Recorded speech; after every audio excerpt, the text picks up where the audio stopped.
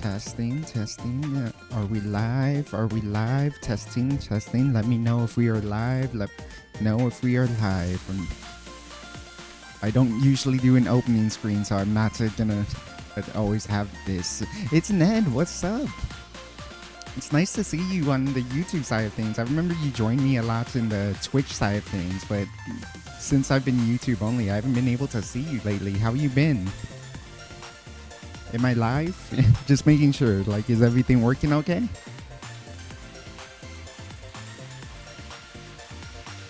Oh my god, that's awesome.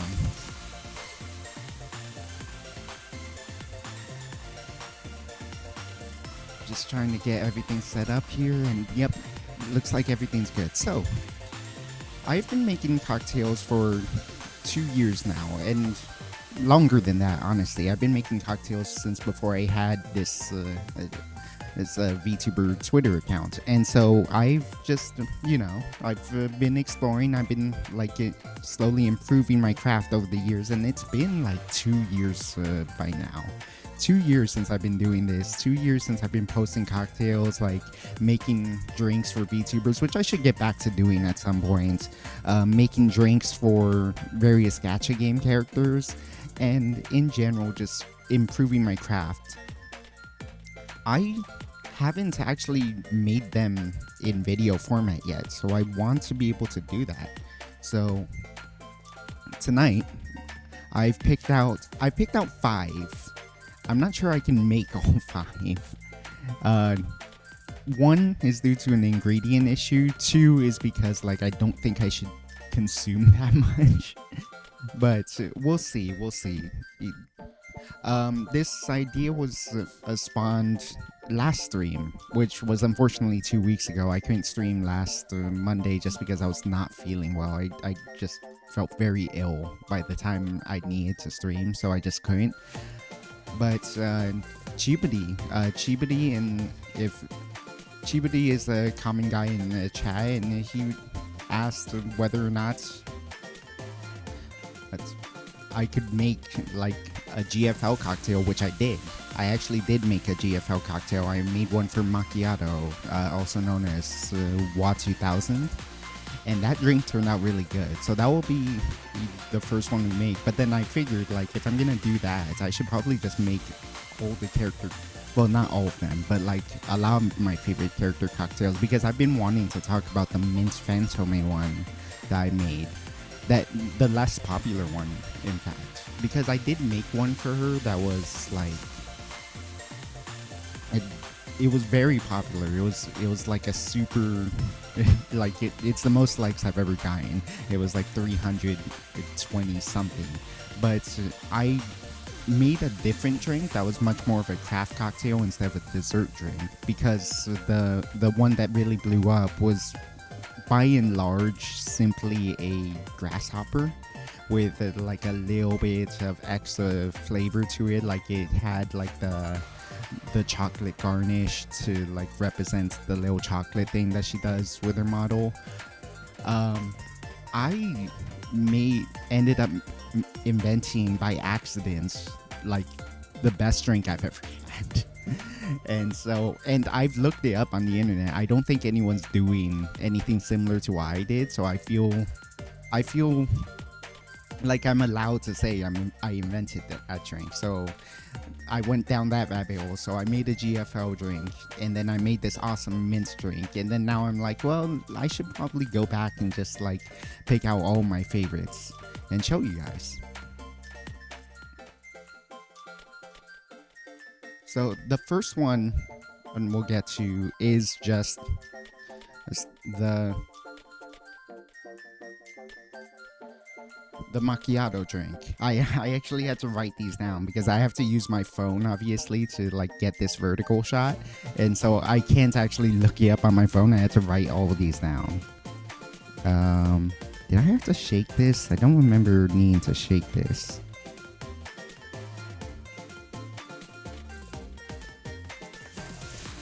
No, you do shake espresso martinis, right? Yes, you do. You do shake espresso martinis. Okay. It's been a hot minute. It's been a hot minute. So the first one up is going to be what I call the macchiato. Uh, where's the the macchiato martini, which is it's a riff on the espresso martini, and I figured like macchiato, the girl's frontline character, really likes her coffee, really likes sweet things. It is mentioned in her bio that she likes overly sweet macchiatos, and then so I had to make it really sweet. Try to do that milk thing right, and it. I'm shocked that I got it on my first try. It turned out really good. So here's my spec on it. Do note, because it is intentionally designed to be overly sweet, there is a lot more sugar than I would normally be okay with. But it's for her, so I'm not gonna argue with it. And it still tasted really good. It was just a little bit cloying. Whoa. Whoa.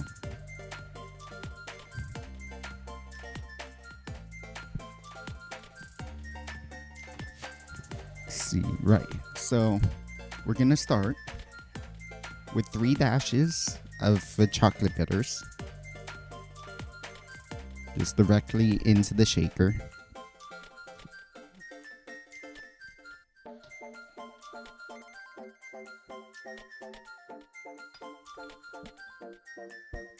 An ounce of Mr. Black.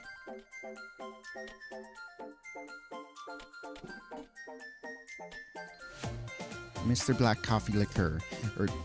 This brand sponsors a lot of mixology YouTubers for a good reason. This stuff is genuinely excellent. It tastes like if black coffee was an alcohol, just straight up. It just tastes like a glass of black coffee. It is perfect for any coffee-related cocktail because of the fact that like it really imparts an unsweet coffee flavor that you can then back sweeten as you need. If you need sweetness, you can add to it, but this is the driest is coffee liqueur out there as far as I understand, and so it's a really good. It should be your baseline when you're thinking of a coffee cocktail.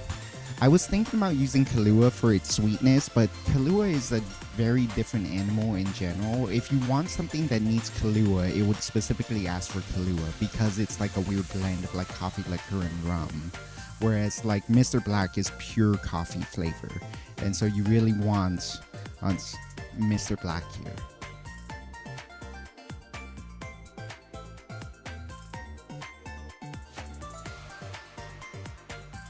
One ounce of that.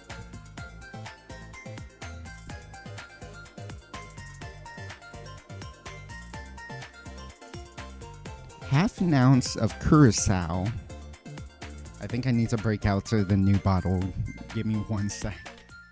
The one on my desk is very, very dry. I don't think it's gonna last much longer, so I'm gonna go grab my secondary bottle.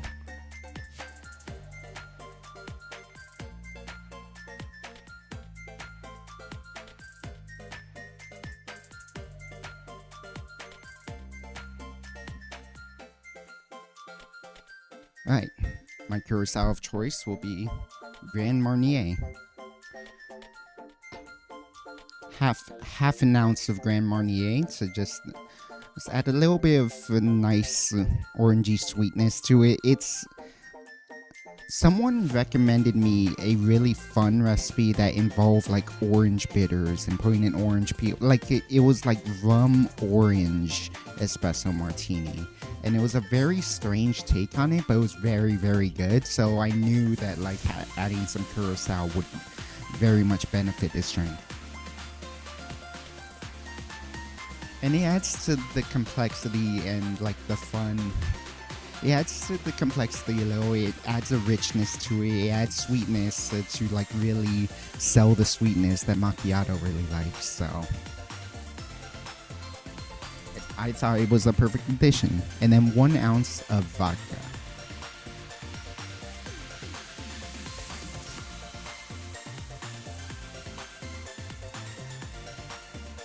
Now I'm sure you've heard me rant about vodka on this channel before. Vodka absolutely does not impart any flavor, but that's actually a bonus in this. We do want to have that strong coffee flavor, but to still make sure this drink has the firepower of a proper cocktail. So having vodka here is actually not a bad shout, because we really want to emphasize these coffee flavors, these sweet flavors.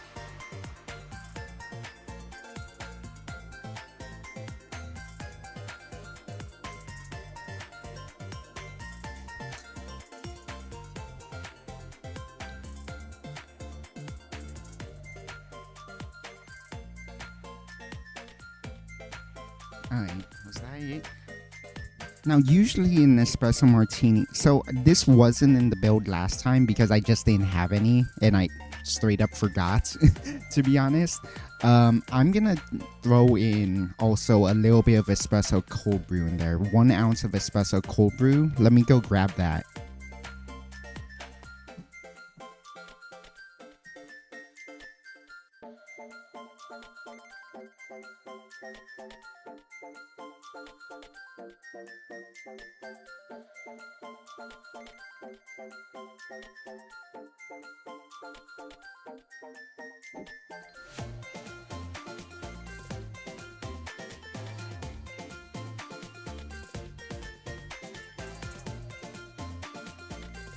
One ounce of espresso cold brew. There we go. 1 ounce of espresso cold brew. When I didn't add this last time, like I said, the build I put on Twitter was a little cloyingly sweet. I realized like it actually would have been pretty well balanced if we did have some actual espresso in there. Plus, it would like bolster the coffee flavor to really make this feel like a coffee drink even more. So the Mr. Blackroy does an excellent job of that, but like I think having this shot of espresso too would be espresso, not espresso. Having this extra shot of espresso would really make this feel like a nice coffee shop type of vibe.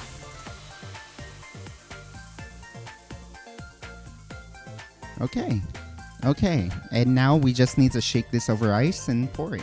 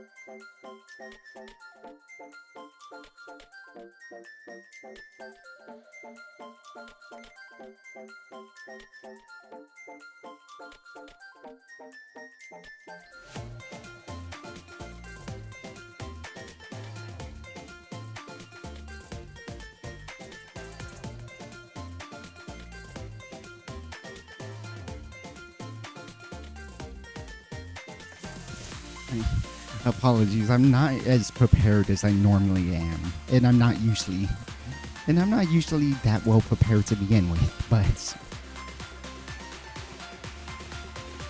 I really didn't set up the glassware this time, so I kind of fell behind. Let's give this a nice shake over ice.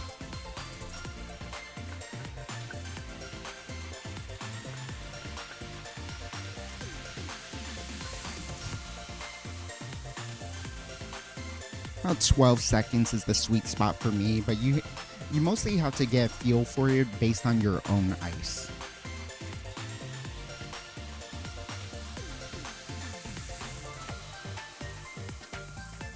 Shoot, I knew I forgot something. I knew I was forgetting something. Okay, something we totally forgot to add was a Demerara syrup. It it would be better. You want to give it like a pretty rich syrup. So I would say like I knew I was forgetting something.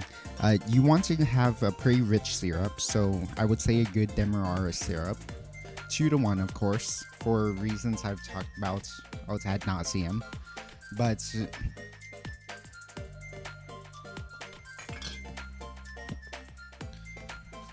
yeah, uh, ounce of simple syrup. I would say a Demerara, for the reasons I've said ad nauseum, and it just a lot of these flavors can be a little bit one note. I would say something as rich as a Demerara syrup is what brings this all together, along with the curacao, because that's what makes this drink like super, super like fancy and like complex and cool, as opposed to like being like espresso martinis are awesome, but they're a little bit basic for my standard. Like having adding that kind of richness, adding that kind of depth of flavor really elevates it. Plus it's vastly sweetens it, which macchiato would really like. Now, this is probably getting a little bit diluted, but we need to shake in that sugar.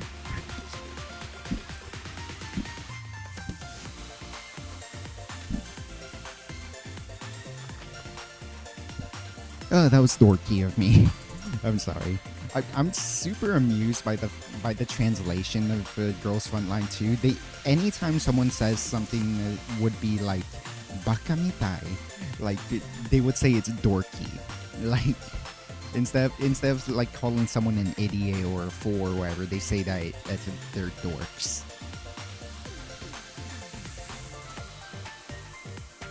There we go, and it has kind of a nice caramel color compared to like other.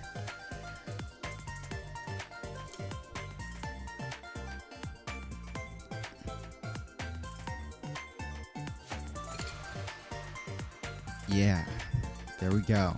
It doesn't have as much froth as I would like, but that turns out really nice.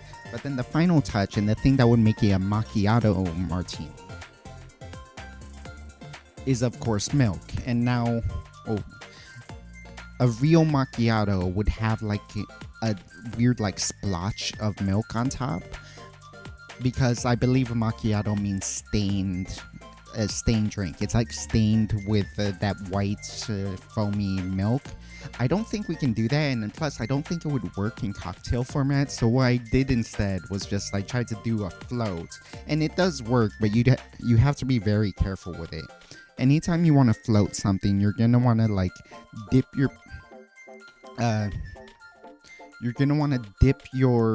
or bar spoon just right on the surface. And then pour over. So we're gonna use whole milk here. I feel like you want the whole milk, because I think it's the fat content that helps it float. I could be wrong about that, so that's just a theory. But I feel like having that fat content helps. And then so you just pour over the spoon.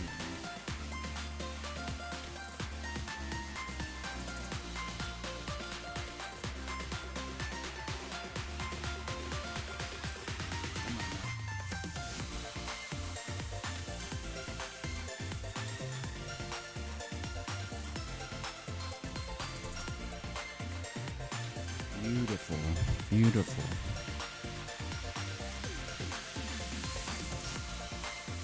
And then now we have that stained look.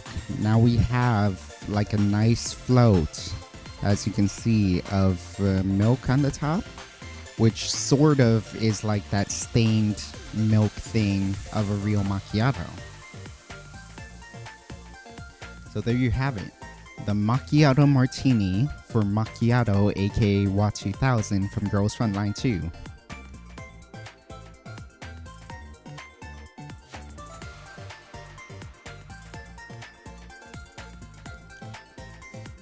Ooh, I was right. Adding that extra bit of espresso really turned it from like a Starbucks drink that was like overly sweet and like coffee flavored into like a true blue coffee drink that's still quite sweet because we put a lot of sweetness into it.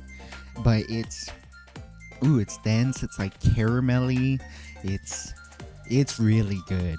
And then like you get the hints of like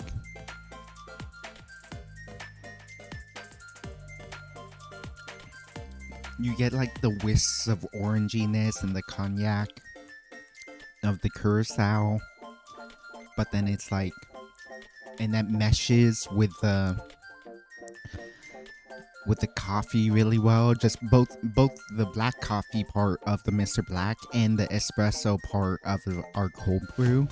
Oh, this is really nice.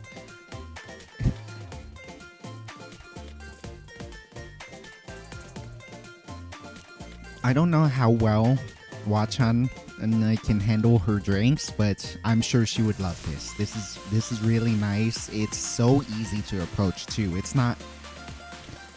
is not particularly spirit forward at all. It's kind of dangerously easy to drink. It's like it still has that like Starbucksy quality of like, okay, it's just like it is a sweet coffee thing, but it's like there's enough coffee in there that like good coffee flavor in there that it's still main coffee instead of like main sweetness.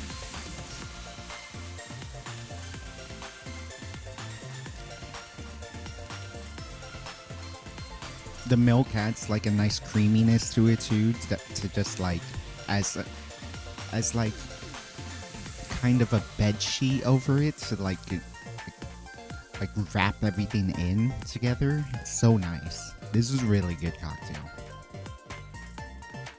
I'm proud of myself for this one, for like nailing it on the first try. This is really good.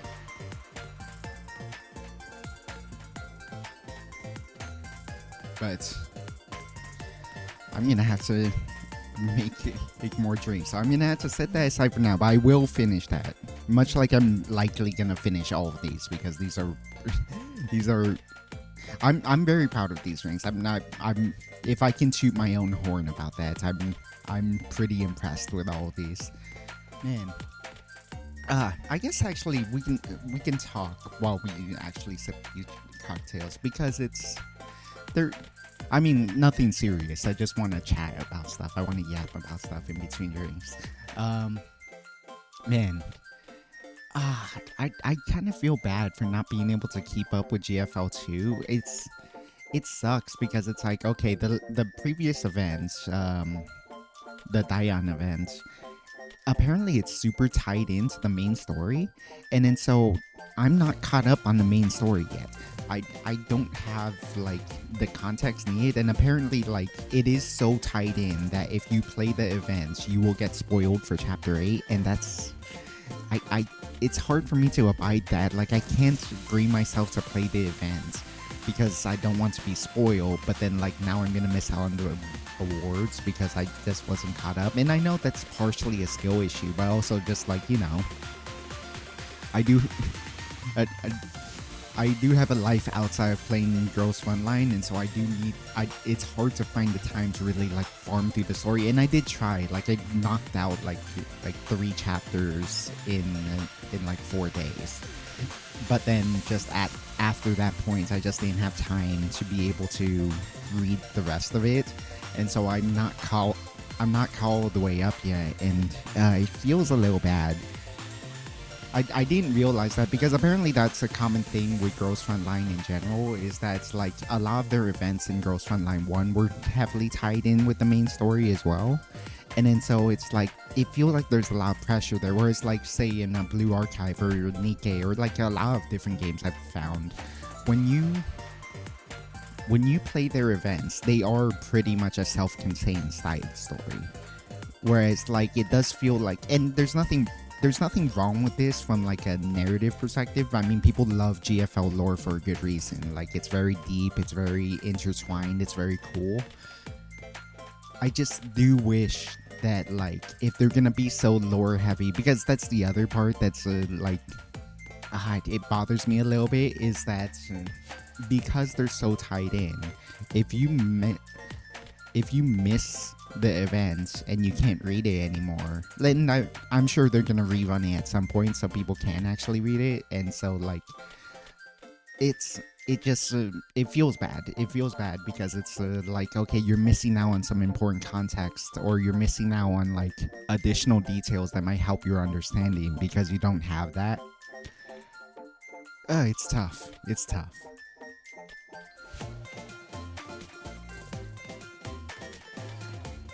Still enjoying the game. Still, still really like the community around it. People go crazy over their gun waifus. It's like, it does remind me somewhat of like the Blue Archive community, but even more like super loyal to their specific waifus, because like Blue Archive is there's like a general, like, I think it's more like faction. So like people love Millennium students in general, people love Abydos students in general, etc. But then like the people who are like really hardcore into their characters, like Kayoko, Hoshino, Hina, Rio, like those guys have the same energy as the GFL fans, except the GFL fans go like hyper nuts over their gun waifus. Like, you know, the UMP 45 stands are like super duper pro-social in a really funny way, or like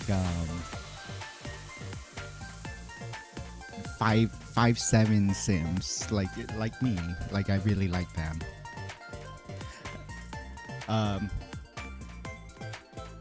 What was it? UMP9 has a lot of followers. There's a bunch of people like really simping for Vector and can't wait for her to come out. I know Seiya's a big part of the community, and he's a hyper Suomi sim.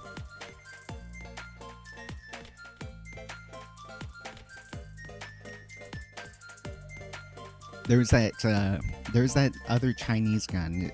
I forget her actual name, but she was like Type 97, was it? The shotgun? we were joking around that it's like, okay, yet another like hot Chinese chef in a gacha game, because Blue Archive had that too. It was Rumi.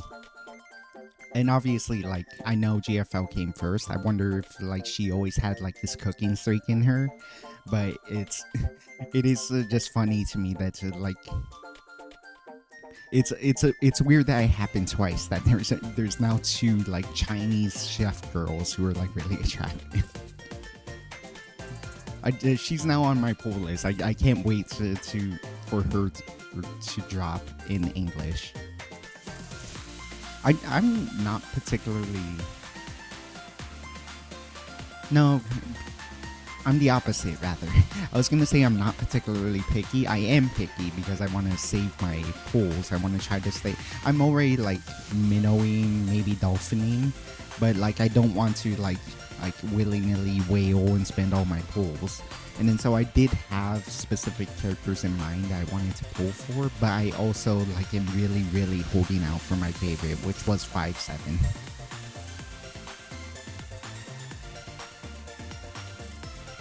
Also known as Foxy, which is a funny story because apparently the way she got that nickname, because it's like GFL characters now do have real names instead of just their gun names, but Hoxie is Hoxie, not because that was a name that she actually obtained in lore. It's because, like, I believe in Korean. Yeah, I think it was Korean. Hoxie, something along that line is like, can't find Hoxie. And then so like the community joked about that and decided to name her Hoxie just because like she was really difficult to pull. She's exclusive. She's like, you can only get her during some events. Like she's not buildable. So you have to farm for her in specific events, and it's very difficult for some people because her drop rate's so low.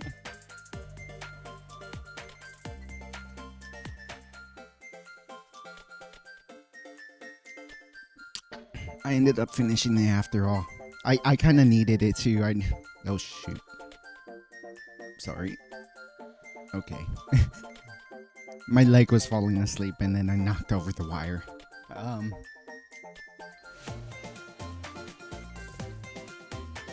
I need a drink like this, to be honest. I did have a little bit of a caffeine headache because I woke up late and so I didn't have my coffee until late and it still hadn't really kicked in. So getting a little extra boost of coffee with a little extra something something was real nice.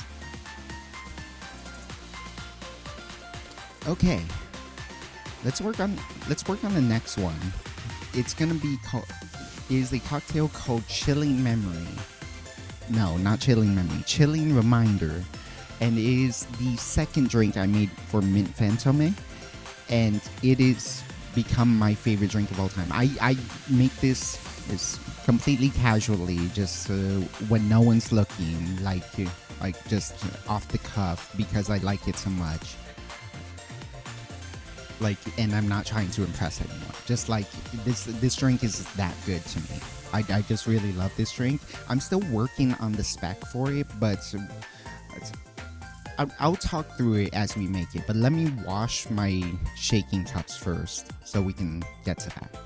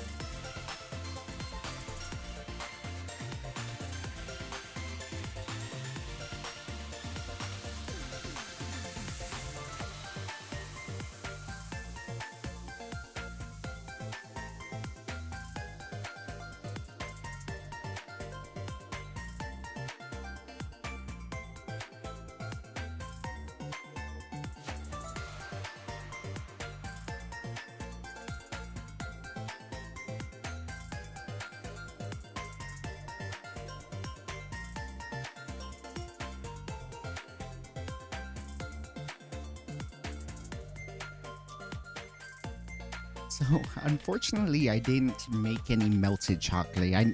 I would need to melt some chocolate in order to properly make the first drink I ever made for Mint Fantome. Made mint.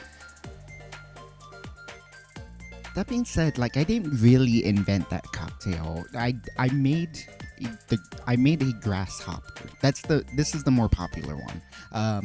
I made her a grasshopper essentially with a chocolate rim, and that's basically it. I made a really nice drink, and the grasshopper is lovely. It's basic.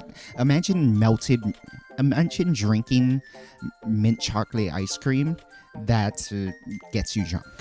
That's what a grasshopper is. It's very delicious. I really love a grasshopper, but that didn't really satisfy me in like a from like a creativity standpoint, I really wanted to make something for her that was like a real cocktail.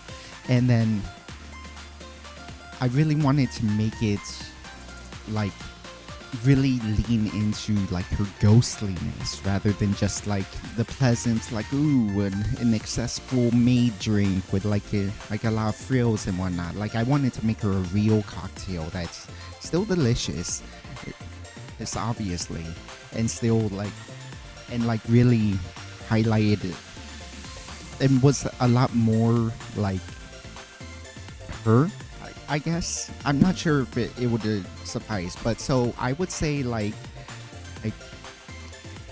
so there's a drink called the Corpse Survivor, and I think the Corpse Survivor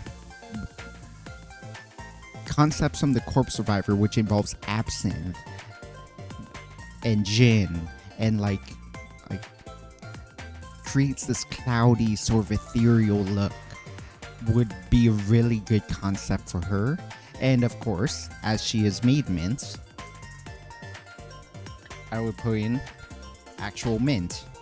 Two things. One, some of these leaves are going bad. I probably should have bought fresher mint. But second, with that in mind, like a lot of these leaves are still pretty damn good, and it's thanks to this thing. I'm not sponsored by anything because I'm nobody, but it's like this thing's it's breathtakingly good. What this device is why I want to do an episode called Things You Don't Need But Are Nice to Have, because like you get mint, fresh mint goes bad in like 2-3 days. Like if you don't use it right away, all the leaves turn black, they're all rotten, they will make you sick if you use them. It's just like a disaster. It's a big waste of money. You buy mint and then you put it in this, and you don't even need to refrigerate it. It will stay good for 2 weeks. It's insane. I don't know how it does it because there's like nothing mechanical in here. It's literally just a glass thing that you put water in, and then it preserves your mint for like, what would that be, like 7 times as long? It's insane. So get yourself an herb preserver. I mean, this if you cook a lot, this can like preserve your basil or like your parsley or whatever. And in my case, as a mixologist, I like making mint juleps. I like making this drink, all that kind of stuff. This is really good. To get back to the point, we're gonna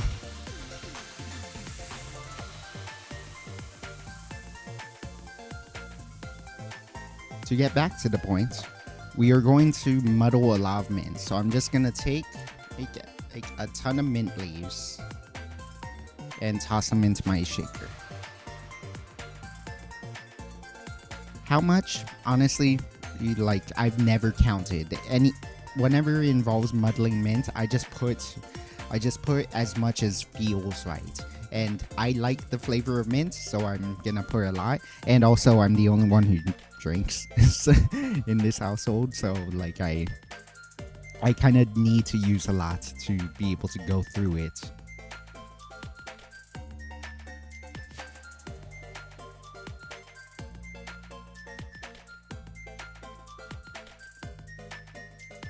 Yeah, some of these leaves have gone dodgy, but we're on like the back end of their useful lifespan. It should still be fine.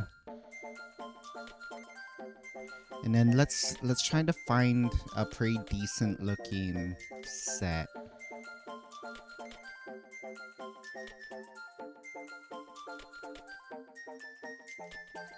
Is there still a decent looking set in here somewhere? I think this should be good. Set aside one for garnish that has like a nice sprig on top. These ones can go into. This is actually quite a lot of mint, so this will be very, very minty, which was the point. We want this to be minty. And then just muddle it. Now, important thing to know about muddling, when you're muddling something, all you want is to press it. You are trying to squeeze the oil off it. You are not trying to rip it.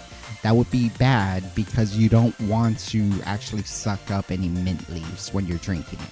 So you just want to press it to get it to release the oils. What are we making? I finally catch you streaming at the Demon Hours. What's up, Internet? Yeah. We just made the macchiato martini, which is an espresso martini variant for the character macchiato in Girls Fun Line 2. Now we are making what I call the chilling memory, which chilling reminder. The chilling reminder, which is a cocktail I invented for Made Mint. And then so right now we've put a lot of mint into my shaker, and I'm just gonna muddle it. And I truly get to say that I invented this drink because I've never seen anyone online do what I'm about to do. Yeah, all we're doing is trying to press. Yeah, sorry I stream so late, by the way. It's the only time I won't be bothered by my family, and like obviously I'm trying not to like bother them by being too loud. But yeah, this is the best time I can stream that I know is like useful for people, but though I know it's like terribly late for a lot of people.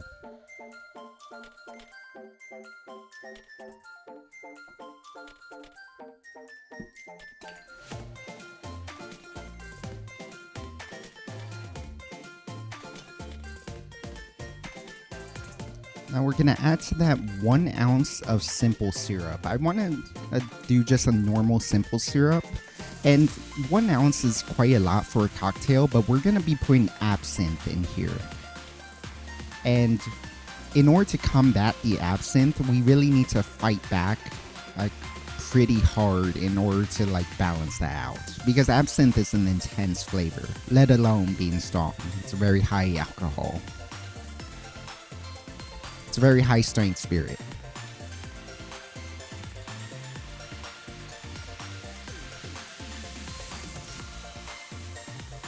How you been though? Oh, it's an Ed. I haven't been able to catch you here on YouTube yet. I know you've stopped by during some of my Twitch streams, but I've never seen you on this side of the woods.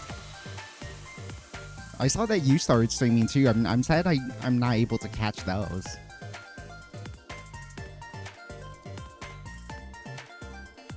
So I've been tinkering with it.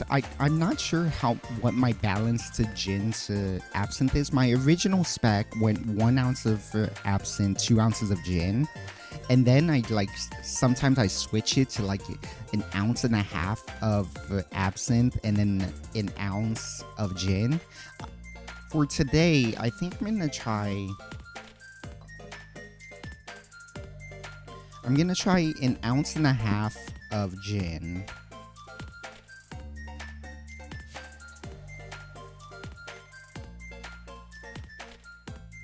Oh, I probably should have been pointing this out, sorry.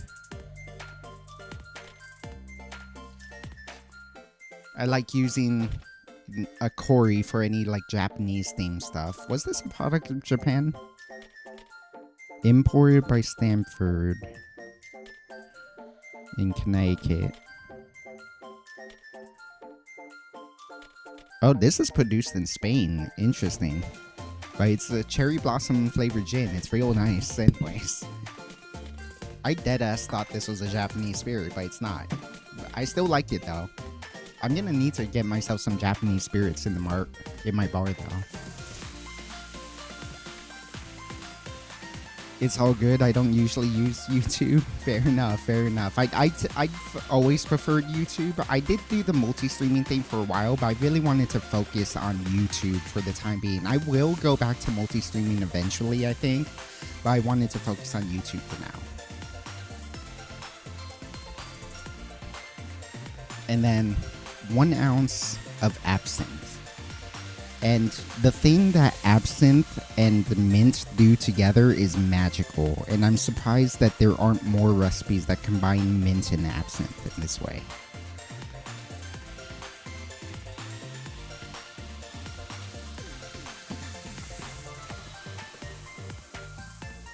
Alright, time to get some ice and shake this up. I completely fell off Blue Archive. ZZZ has taken over my life. ZZZ does look pretty interesting. It's not something I would ever play, but like it does seem really cool. I really like the aesthetic of ZZZ. I haven't played much Blue Archive myself either, mostly just due to busyness. I'm trying to figure out a way to like stream Blue Archive so that I have an excuse to play it. But alas, like it's hard for me lately. Give me a sec. I need to fill my secondary shaker with ice.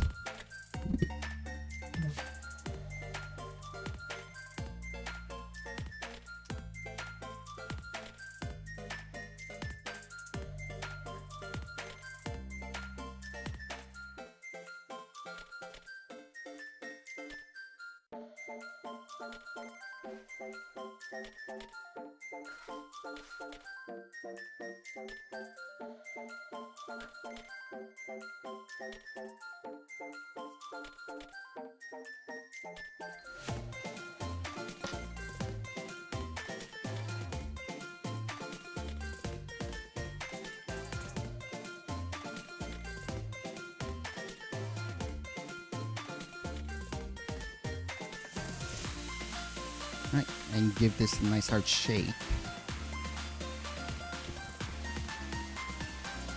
The mint is going to get muddled a bit in the process of shaking as well, so that's going to impart even more mint flavor.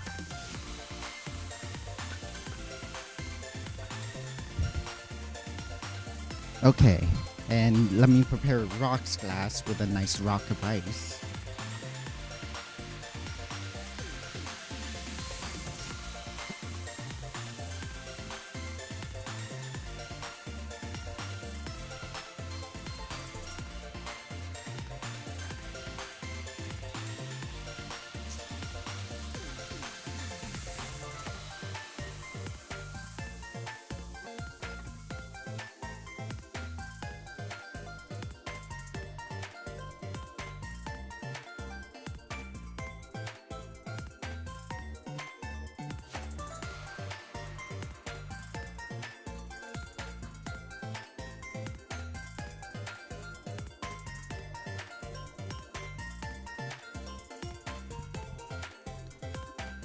Now, whenever you make something that's muddled, you're going to want to double strain it. So, obviously, the Hawthorne strainer will do a good job getting ice chips and whatnot out of your drink, but you should, I would say, like, this is a mandatory product. Maybe.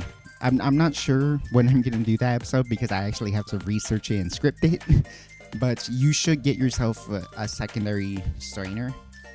And so we're going to double strain this in order to try to get as much of the mint out. And as you can see, some of it is still like floating around in there.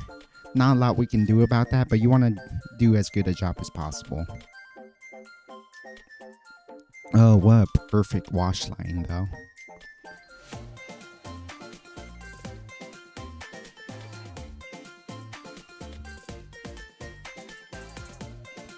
Oh, that's lovely.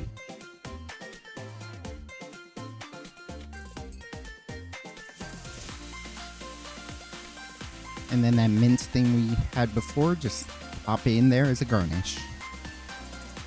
And there you have the chilling reminder. Oh, it smells so good. I love absinthe and mint so much.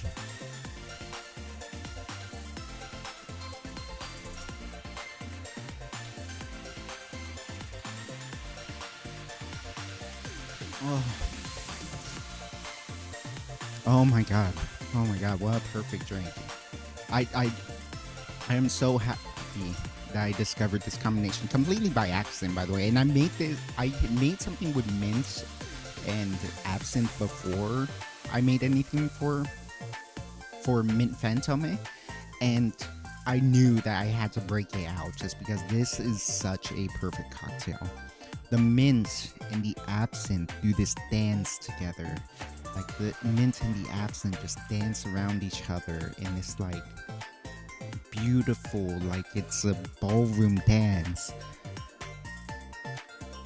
beautiful old like suit and tie tuxedo and like a long flowing dress, like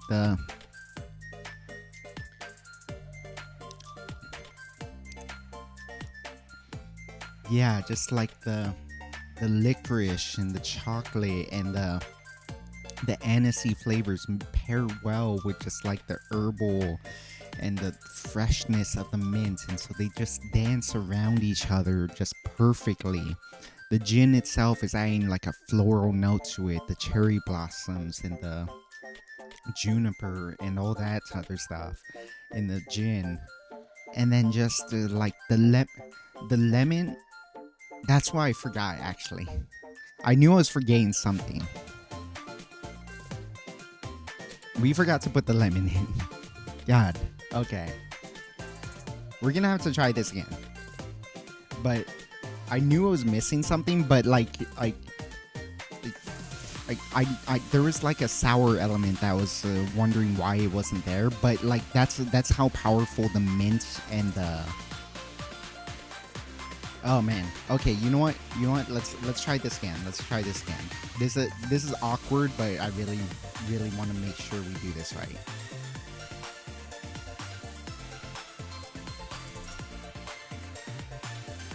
Especially because I was waxing so poetic about it already.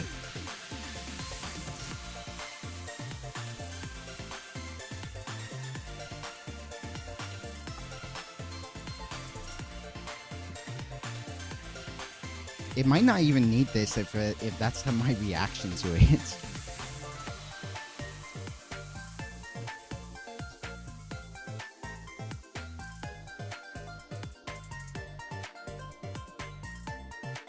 Jesus, that's embarrassing because I know there was something more to this, but I was like, there was something missing with this batch, and it was because I didn't add the freaking lemon. My goodness, that's embarrassing.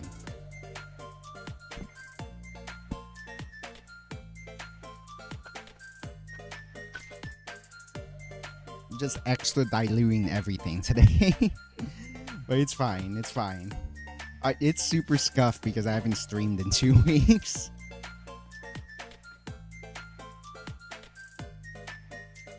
That's another useful thing about double straining, by the way, is that you can just pour it way faster and it will work. There we go. That has the color I was expecting now too, because there was something off about the color last time. Alright, let's see now.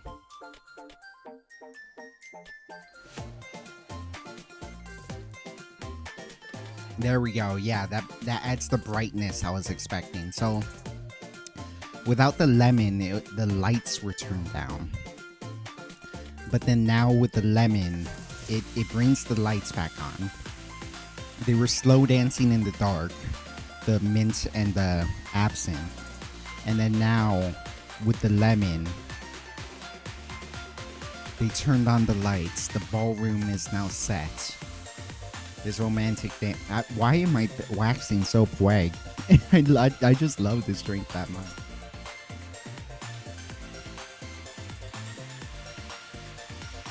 Particularly big lemon. This is a little more lemon than I expected. But it does like fight back against the absinthe topically.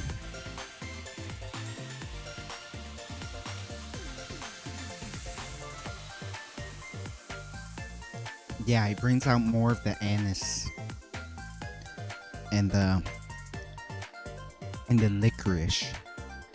The licorice, like just literally every note is matched with the mint. So like every note of the absinthe is matched with the mint in a very pleasant way. And then just the usual sweet and sour thing of the lemon and the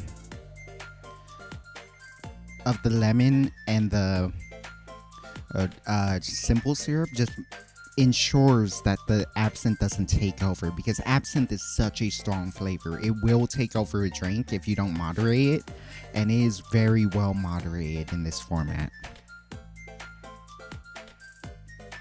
Mm, very refined, very lovely.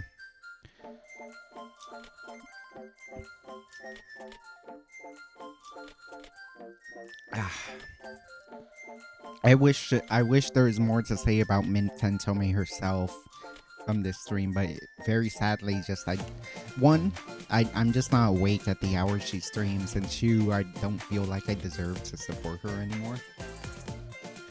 Just like I I kind of fell off of watching her in general, and it's kind of for a petty reason too. And it's nothing against her. It's just that like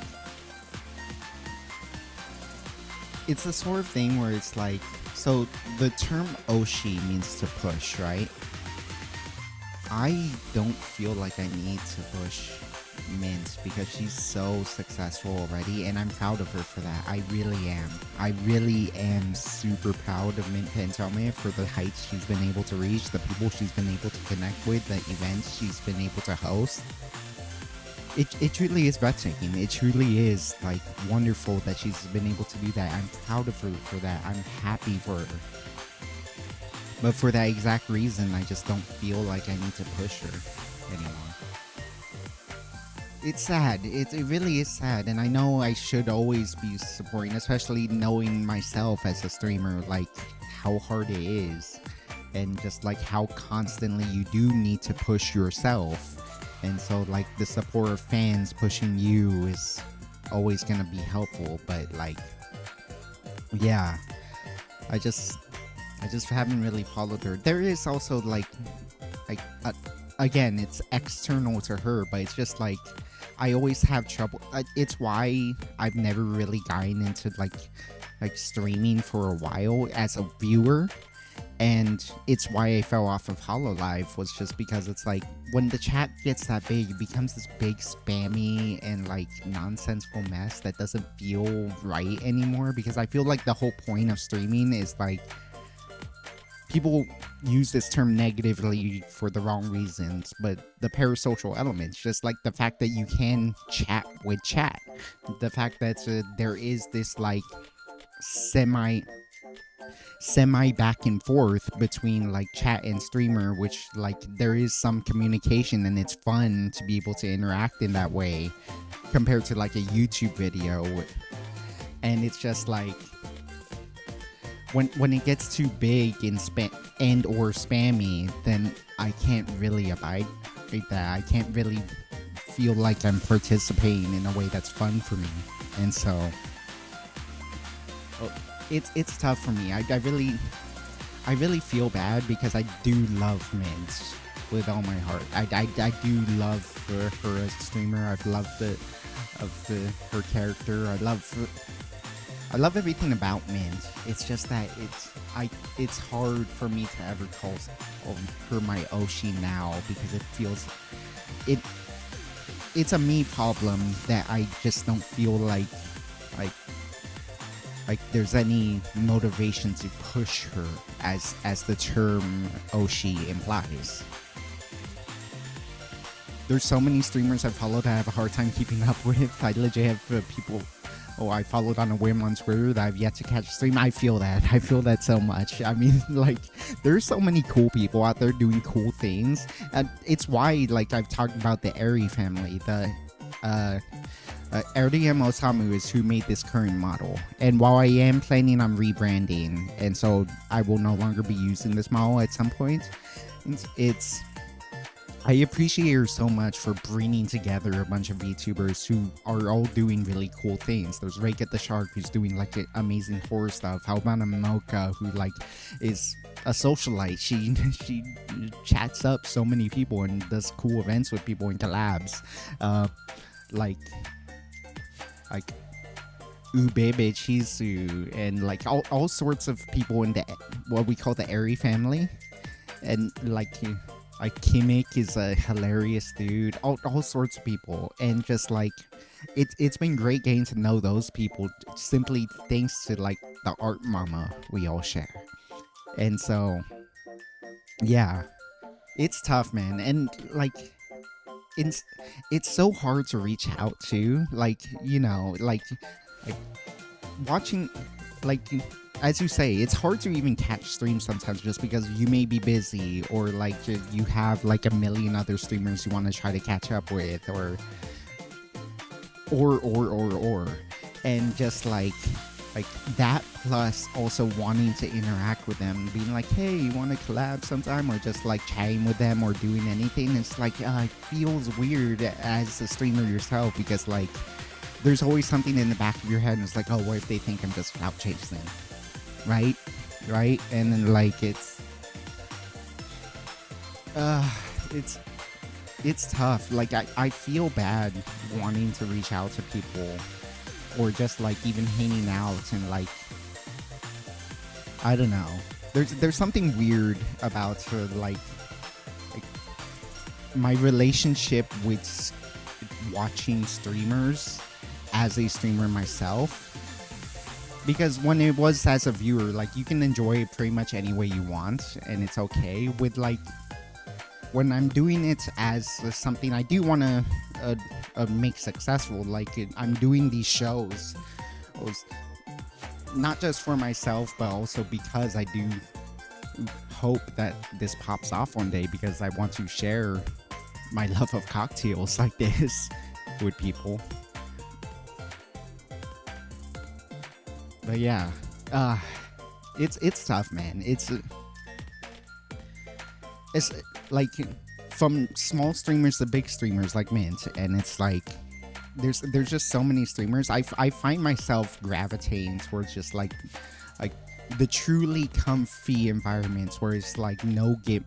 That's part of why I like YouTube, but more in general is like no gimmicks. It's small enough chat that it's like comfy.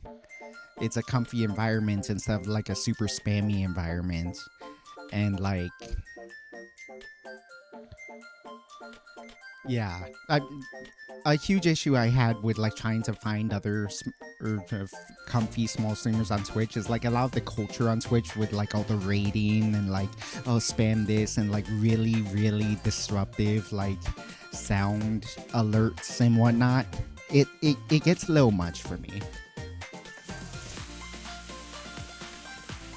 Maybe because partly, well, maybe partly because I'm kind of a boomer about things, and I'm much more of a YouTube watcher than a stream, just a stream junkie in general. And that's why I started streaming in this way, is like doing it half as a show, because I wanted to do it slightly more YouTube style, if you will.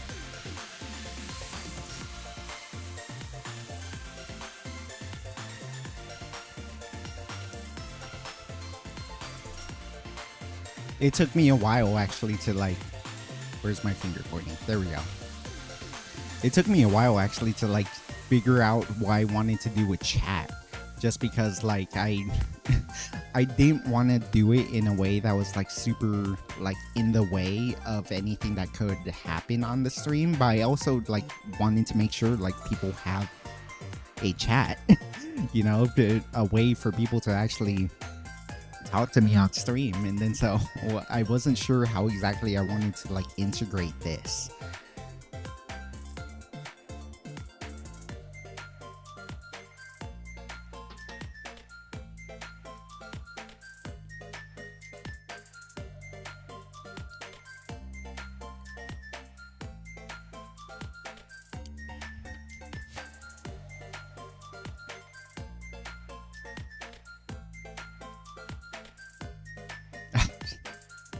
Yeah, I just feel so bad. There's so much I want. This is a Mint Fantome cocktail. I wish there was more to talk about with Mint Fantome.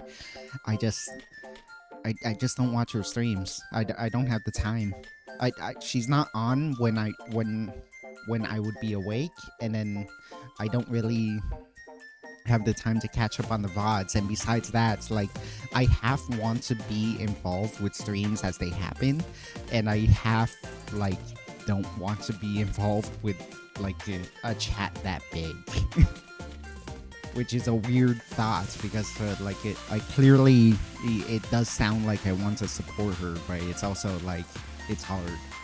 It's hard for me to get into the right headspace. Hey NJ, how you doing? We made 2 cocktails so far, and just like it's been a while since I've actually not a while. I've never made like my custom cocktails on stream yet, and so I really wanted to make my custom cocktail. So I made one for Girls Frontline 2, the macchiato cocktail, and then now I made a mint fantome cocktail, which I've talked about. It's legitimately my favorite drink that I've ever like including established drinks, including like non-alcoholic drinks. This is my favorite drink of all time.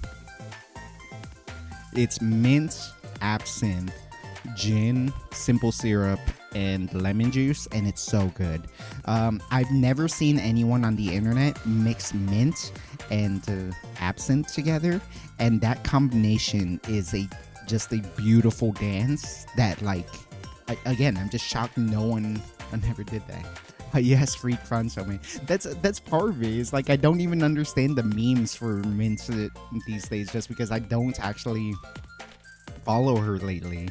She's just not on when I'm able to watch her.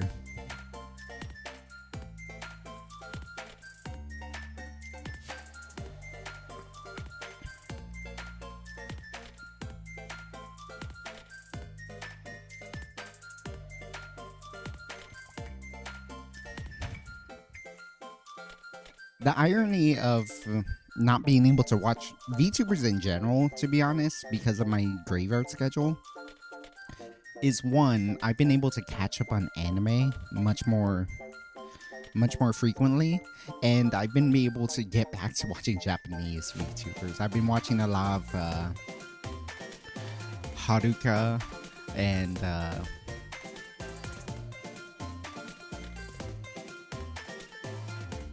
who was it? I check in with Tokino Soda every now and then. But yeah, I've been watching a lot more JP streamers. I've been watching a lot more anime. Oh man, I need to think of anime cocktails. I remember wanting to make Spy Family cocktails for so long. I want to make. I mentioned this the other day, and maybe it's obvious that I've been watching a lot of Shokugeki no Soma lately, and man, I swear to God, like they should rather make a Shokugeki no Soma but for bartenders. Obviously they can't do it for like the actual like characters in SNS, because of the fact that they're all high schoolers. They're not legally allowed to drink. But if the concept is there to have like all these battles between mixologists and like doing crazy things with their own concoctions and whatnot, and then like having the etchy elements of their clothes exploding when they drink something particularly nice, it would totally work. It would 100% work. I swear to God, that would be $1 million idea, unironically. Ooh, this one's gonna be fun. Okay. I feel bad about this one because it's another cocktail I made for a VTuber who I don't frequently watch. But hopefully it's them. Just make them college kids. Wasn't there an anime about college drinking? Was there? I genuinely don't know of any anime where like alcohol is like a main theme of it, other than Bartender, which I know Zao Music VT. Was it Zao Music VT or Zao Music YT? I'm pretty sure it's Zao Music YT. But Zao Music YT, like, love that guy. I love that. That's a dude. He's so talented. He's the main inspiration for why I'm a VTubing bartender. My main inspiration is how to drink, and then my main inspiration over like doing this as a VTuber is Zao Music. But that's like, I know he's been watching an anime called Bartender, which really actually delves into like like actual bar culture in Japan, and bar culture is crazy, man. Like they have refined it both to like a weird science and a weird art at the same time. It's super in depth, like how meticulous they are about every little detail to make sure it's like a beautiful looking cocktail and that it tastes is as good as possible. So it's like it's a science in that, like, oh yeah, you have to stir it for exactly 13 seconds, and like there's a specific way you hard shake things or whatnot. And then but then it's also an art in that it's like, okay, they do like these beautiful garnishes, or like they they really like want perfectly crafted like ice spears for their highballs or whatnot. And it's like it's crazy.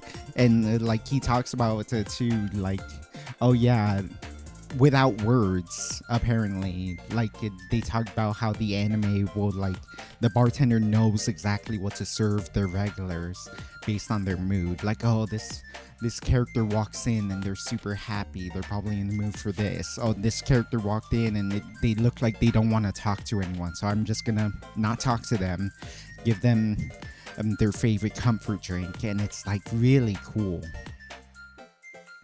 Whoa, funky chat display also. Hi, what's up to T? Yeah, like I've been wanting a horizontal chat. Oh my god. Okay. There is a story with the horizontal chat, and it pisses me off, but I'm glad I have it now. But we'll get to that in a second. I'm told it's Grand Blue. I'm gonna check that out. Much like I want to check out Bartender at some point. That does sound fun, because it's like I really should get more into like trash cocktails in a way. There was a Reddit thread in like r/cocktails, because I had to ask a question there about like a certain glassware, because if you've seen that really cool like crystalline glassware I have that's like only about that tall, that shit we've had in my family for like over 12 years. Like we've had that since before I was legally able to drink. No, way more than 12 years, like 20 years. And like we had them, they're beautiful, and it turned out they were great for cocktails, like big format cocktails. But the last one broke like 2 weeks ago, and I was super sad, because they have immense sentimental value too. They have immense sentimental value to me. I was kind of heartbroken that the last one broke. But in addition to them being very convenient, but it's like, so I asked on r/cocktails, and they actually made I got an answer to where it is, and apparently they are like relatively common. So it's like, okay, sweet. So I ordered more. They will never replace the sentimental value, but like it's awesome that I can find them again.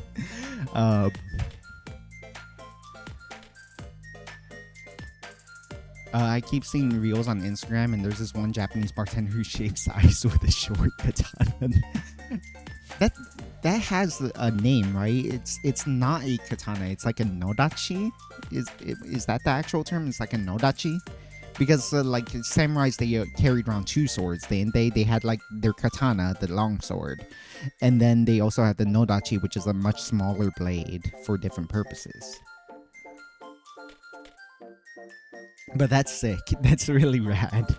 I know like they have specialized ice knives, and I might get that for my own bartending, especially because my brother told me that I'm too loud when I'm making my ice. So when I form my ice, the reason why they're like this weird jagged shape is because when they come out of my mold, in my mold I mean a coffee mug, they were too big. They were like slightly wider than this cup, so I do need to shave it down. And so I just use an ice pick and like literally hammer at it until it breaks into this rough shape. Like that's why all my ice looks slightly different, is because I have to like pound it into shape. But that's way too loud for my brother. So I was thinking about actually getting a legit ice knife and just like shaving it to that size. Wakizashi. Nodachi is the super long two-handed sword. Oh, okay, yeah. I had it mixed up.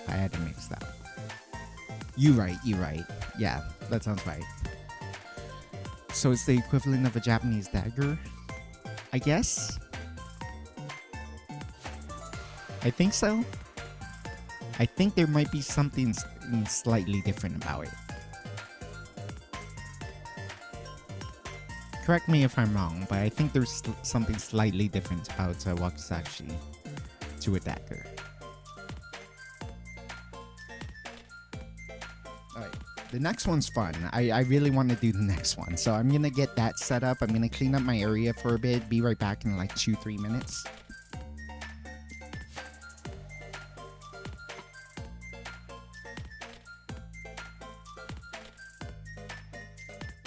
I'll also tell the story about the horizontal chat in a sec.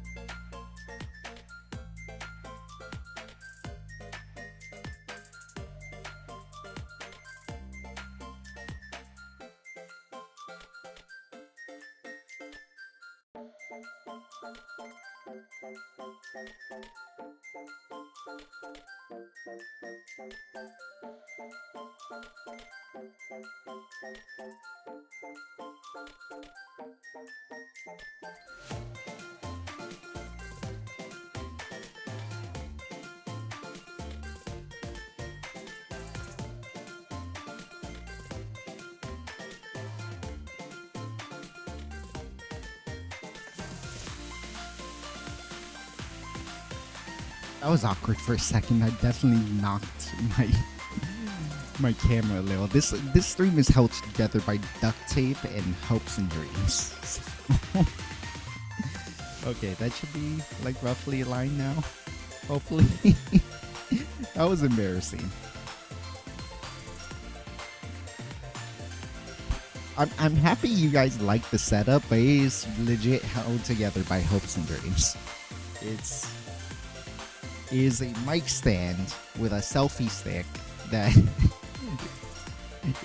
just to go a little behind the scenes, is a mic stand with a selfie stick instead of a microphone, holding like an extremely cheap, like $30, $20 webcam for this upward shot, and then it's my phone for this shot. And then so it's it's really janky in order to make this look semi decently professional.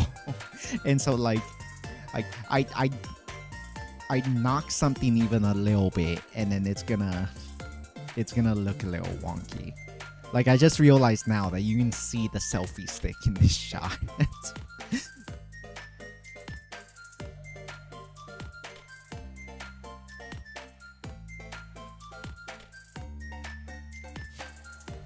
Hope you guys are having a good night right now. I'm having a blast. I'm having delicious drinks that I invented. This is awesome. I hope I genuinely like I say it so often, and I mean maybe this is worth discussing. I like like it is a weird sort of like I think feeling like you're clout chasing all the time as a streamer, and like you should try to have as much fun, but like that's why we chase viewers, right? Is that you're streaming because you want to show someone something, and therefore like even from the most innocent perspective, you're not trying to make money, you're not trying to do anything. All you're trying to do is like share your passion with someone else. That's why you stream. Like you could do it alone without a camera, but like the reason you do it in front of a camera is because you want to show someone, and that's part of why like I really want to pop off one day. I really want to figure out how to get more followers, get more viewers, is because it's like I really do feel like alcohol is misunderstood among people who like I get it. If you never want to drink because you've heard all the horror stories, fair. That is a perfectly fair argument. But then like the people who don't enjoy alcohol, but it's like don't have that like moral or setback, just as they don't enjoy alcohol, I feel like you are missing out, because there is you can make good drinks. And then like the people teaching you how to make good drinks, I think in the VTuber space specifically, are like insufficient at that, I think. And that's why I'm doing what I do, because I feel like the world of craft cocktails is so wide, is so deep, and it's honestly easy to get into. It's expensive to get into, but it's easy to get into from like a methodology perspective, and that's the main thing I want to teach with my streams. And it's why like I'm trying to like sometimes it feels selfish, sometimes it feels cringe, sometimes it feels like a little, I mean, let's not sugarcoat it, a little douchey. That's like it's to like worry about viewers in this way. But I worry about viewers because it's like I am passionate about this stuff. I'm screaming into the void about like my love for cocktails, and I want people to listen to it. That's why I care about my numbers, right? Like Urada, who is a retired VTuber by now, she's long since graduated, but she had a stream about this. She was the manager for Sundaria back when Sundaria was still existing. She talked about like social media clout and like numbers and whatnot, and she had a profound line. VTubing is a hobby meant to be shared. You should care about your social media numbers even if you don't care about being a big VTuber. And so it's like yeah, it makes sense. Like you should, like there's nothing selfish about also wanting that for yourself. And so it's just like that's sort of why like I'm on this grind. You might see me interact with tweets talking about like content theory and whatnot, just because it's just like I do want this to succeed somehow, just because I just want to send my message, you know.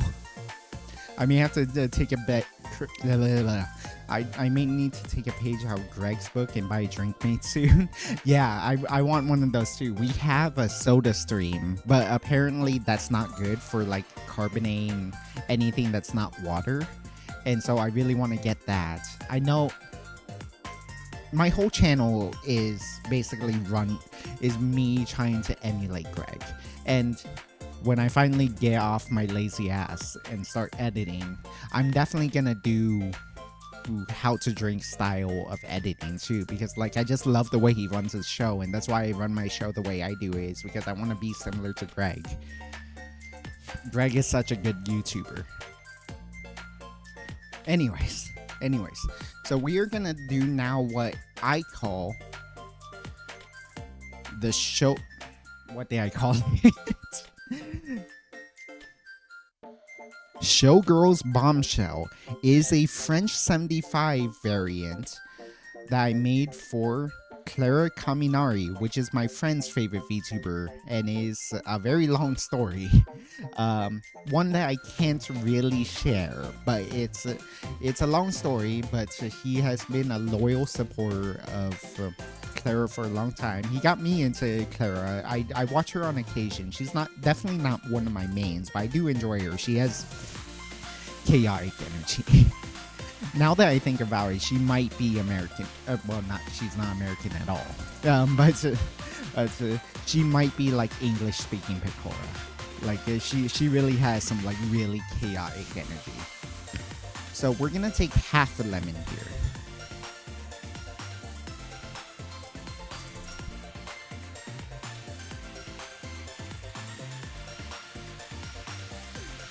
Should go without saying, but don't put the sticker in your cocktail.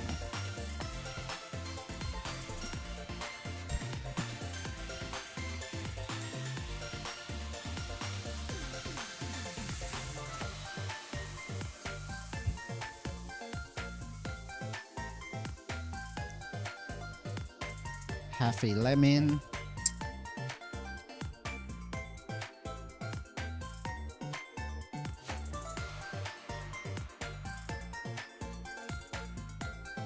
Oh yeah, that's a weird thing. Typically, I don't like using this ingredient, but it actually kind of works in this. It actually kind of works in this cocktail.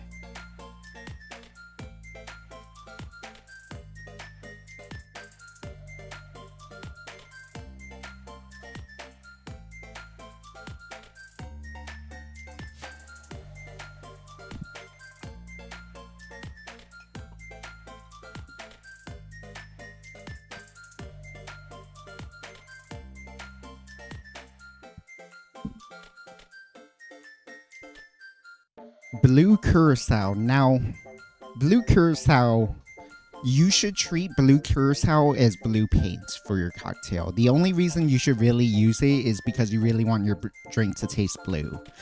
Not taste blue, to look blue, not because it tastes is anything like that. It's like the worst possible orange liqueur. But it's not terrible, but it's not particularly good. So you shouldn't want to use a lot of it. This is much closer to the half an ounce because I messed up a little bit, but it should be fine. It does add some flavor. If you put a little bit in, that little spritz of sweet orange is actually really nice. You shouldn't need to put a lot in. If the goal with Blue Curacao is to make a drink blue.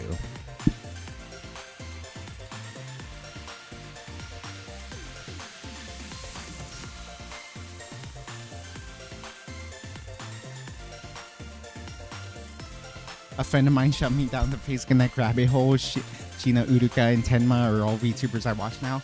I had a huge Irie bug for a while. If not for Pomu, Irie would be my Oshi. And so yeah, for a long while I was just like desperately in love with Irie. I absolutely love Irie. Still do, obviously. Still love Irie. I just haven't been able to watch her because, again, night shift. It's hard for me to like ever catch her on time. But I absolutely love Irie. She's like consistently been my second favorite VTuber. I've had two Oshi. I've had like maybe 2.5 Oshis over the course of my VTuber watching career, and because I wasn't sure if Kiara was ever really an Oshi for me, but like she was definitely my favorite for a long while. Then Pomu came along and she was definitely my first Oshi. And then my current Oshi is Petra. And then I don't. I've always loved Irie, and if not for Pomu and Petra, Irie would be my Oshi. And I use Oshi in like the strictest possible terms. I don't believe in having multiple Oshis.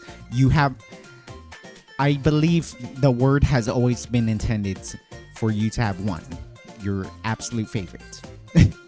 And so, if not for or the other two, I use Oshi in the classic sense. And so like ID would be like my second favorite VTuber over like all these eras. But then, and she's never been my Oshi, but I do love her in excessive amounts. I really, really love her. I've never ever had a bad time at her stream. I just love her so much. She has the perfect like millennial energy.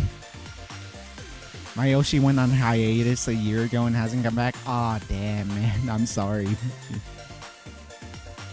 Yeah, I be like that. So that's being a VTuber fan, and it can be an emotional roller coaster. It is emotionally turbulent.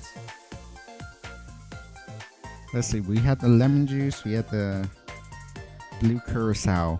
I even added simple syrup to this. Sheesh. Oh, actually, it's not that bad. It's not that bad. Yeah. Half an ounce of simple syrup.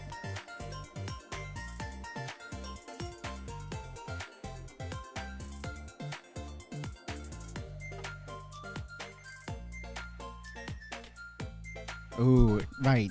And this is why I love this drink so much. We need to talk about this one day, but that's not the topic of this video.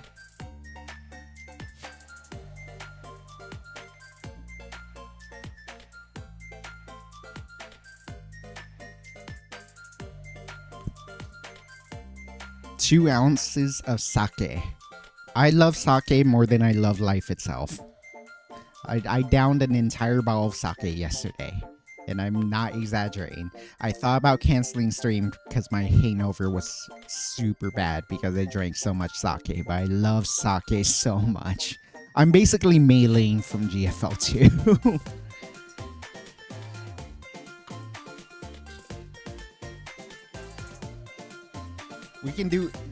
We will, I promise you, do an entire episode on sake. And it will be a bad episode because I love sake too much to criticize any sake.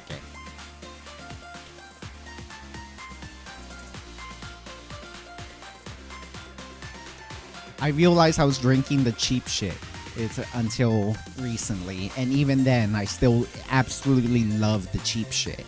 And then just now that I know of better sake, there's even more good drinks that I like. I just love sake so much. Let me grab some ice so we can shake this.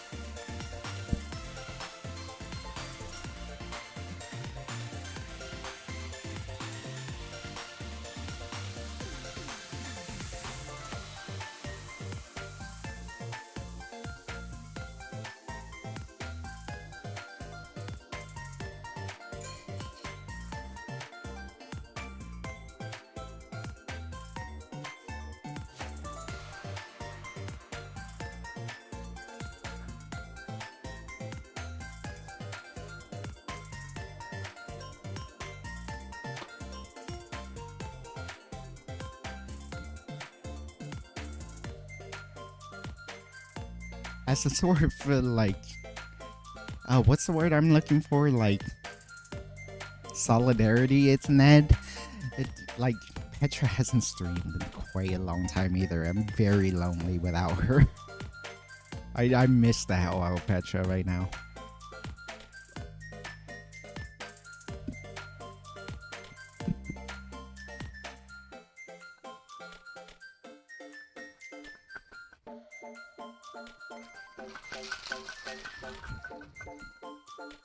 Okay, and then we want to put this in a coupe. I think a coupe is the best receptacle for this.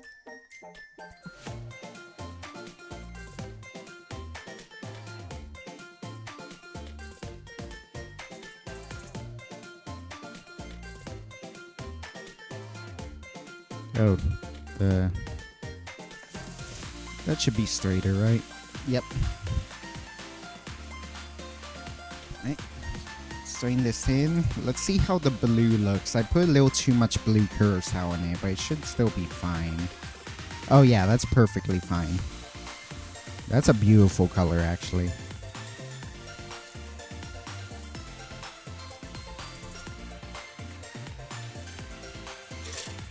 Yeah, there we go. Quite.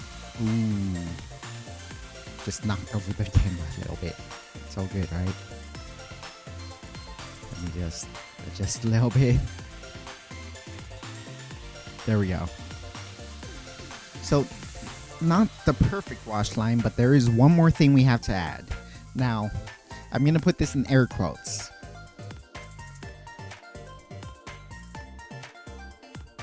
Champagne. I knew this, but I didn't really realize it. It's until I went on my shopping trip this morning. That champagne isn't champagne unless it was made in Champagne. Champagne is a place in France. There's a lot of things people claim is champagne, but isn't actually really champagne because it's not made in Champagne. It's only champagne if it was made in Champagne, France. When I say champagne, I mean any bubbly sparkling wine. However, you should try to use a pretty good one. When I was talking to the store rep, they recommended this, which is a French and sparkling wine that is made the same way as champagne. It just doesn't happen to be made in Champagne, so they can't legally call it champagne. But he claims this is among the better champagne. This compares to expensive champagne. Champagne was like $50 for the cheapest one. I was kind of shell shocked because I was like, oh my god, I literally can't afford this shit. And so like I really needed help finding a decent one. I was looking at like once again Greg from How to Drink's like champagne episode, and he did explain the same thing. It's not technically champagne if it wasn't made in Champagne. But then like all these sparkling wines are, Jesus, it always scares me opening a bottle of champagne. But he did find that more expensive does mean better. Like he blind taste tested it, and every time the more expensive champagne won out. So I was looking for like the best possible budget option. And so yeah, this was a $20 champagne. This was a $20 Cremant. Cremant, I believe, is the term you use when you make it the same way as champagne, but it's not technically champagne. And so we will top this off with champagne.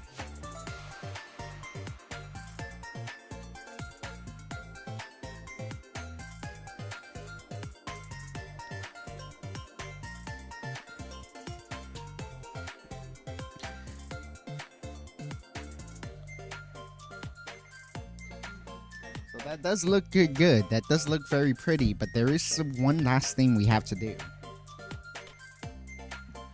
We need to garnish this. And this is what makes it special for Clara. So I'm gonna take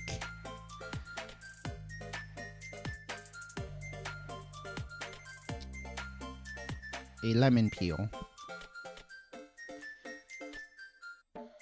And let's see how well I can do this. I'm gonna try to approximate like a lightning bolt.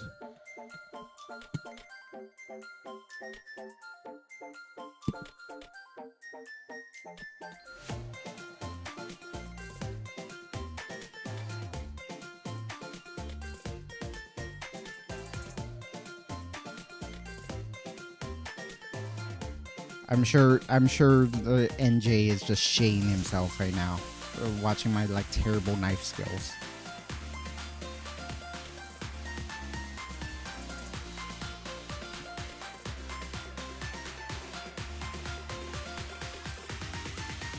Okay.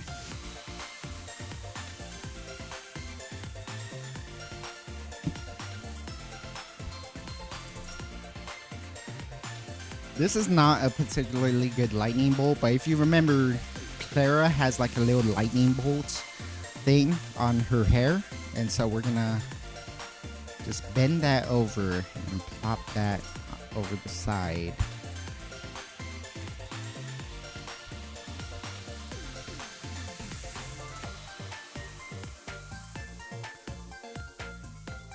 There we go. The Showgirls Bombshell. That garnish is mostly just for visual effect, but you can put the lemon peel into the drink and it will impart some lemon oil flavor, which will be very pleasant. Which I'm going to do because if I try to sip this, that's going to fall off.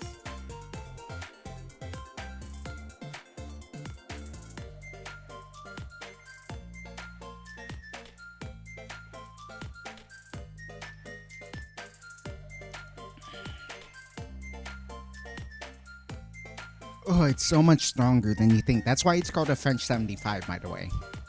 So Showgirls Bombshell is a play on that. The French 75 was the name of a mortar that the French used in, was it World War I or World War II? I forget. But it's a bomb essentially, and so the implication is that this drink will knock you on your ass because it is very deceptively strong, especially because it's usually made with gin, and that makes it even stronger. Even with sake, this is surprisingly punchy, but it's so good. It's like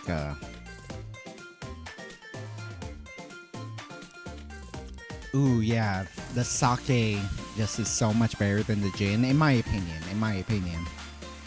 Gin aficionados are probably triggered by that statement, but I'm a sake aficionado. Just that sweetness, that like fruitiness from the sake, and then just like the grapiness from the champagne, and even the blue curacao gets to have its presence known without being overpowering. And just a nice tartness from the lemon. Oh, what a wonderful drink! And it looks pretty too. That's the main thing. Like that's another part of this is like I've always talked about. Also, like I can't draw. Cocktails are my art. And that's why, like, I want to make cocktails for VTubers, is because I can't draw fan art, but I can make them a cocktail. And this is, this is a wonderful drink.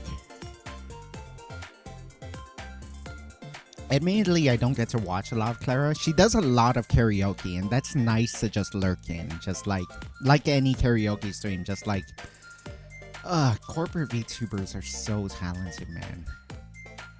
They get to pick the cream of the crop in terms of like vocal talent, and Clara has such a she can do crazy voices too. Like she has like the deep quote unquote mommy voice. I hate that term, but she actually does do a decent job with an actual mommy, and not like the actual like the heavily diluted term, but like the actual voice. But then she can also do like really, her natural voice is really fun and light, and she also has like, she does a good job with like dramatic songs. It's her, she's so talented, and so it's really nice. And she does a lot of nostalgic songs. I have to say, like,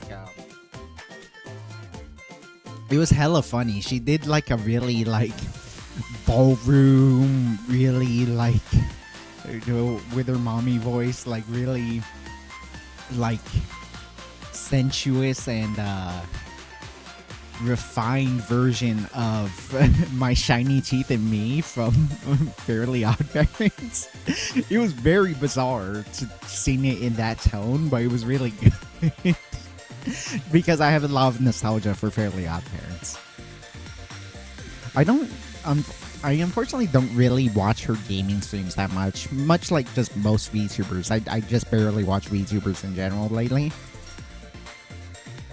She plays some pretty cool classics though. She was playing an FMV game the other day, and I didn't get to watch that one, but I was like interested in it, so I'd like watch 5 seconds of it before I had to go back to work. And I was like, ooh, that's weird.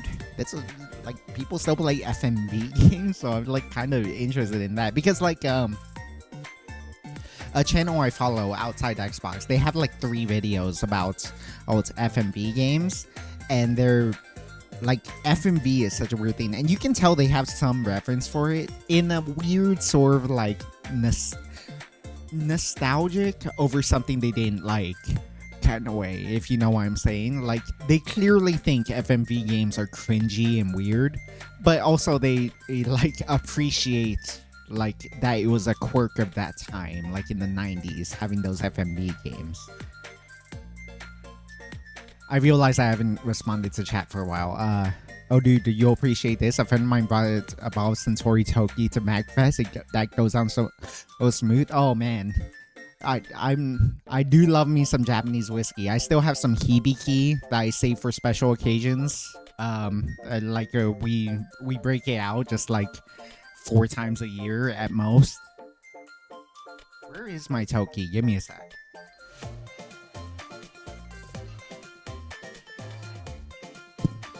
Oh, yep, here we are. Yep, some Toki. I remember making a drink for the Toki in Blue Archive, and it was real nice. Toki is Japanese whiskey in general is weird. Like, it starts in a way I don't like. I'll just be straight out about it. I don't like the first part of the taste, but then just like as it goes on, it like spreads out into this really cool thing. It's sort of like, let's say, like a strict teacher that you like.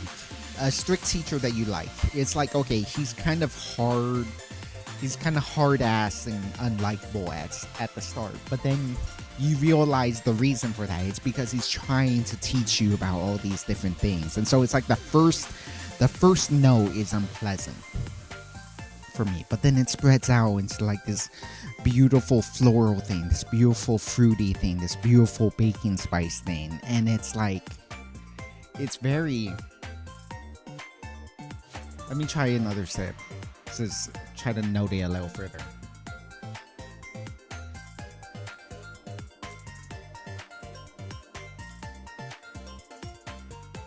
Yeah, that unpleasant like tang at the beginning like becomes a pleasant like wood barrel flavor.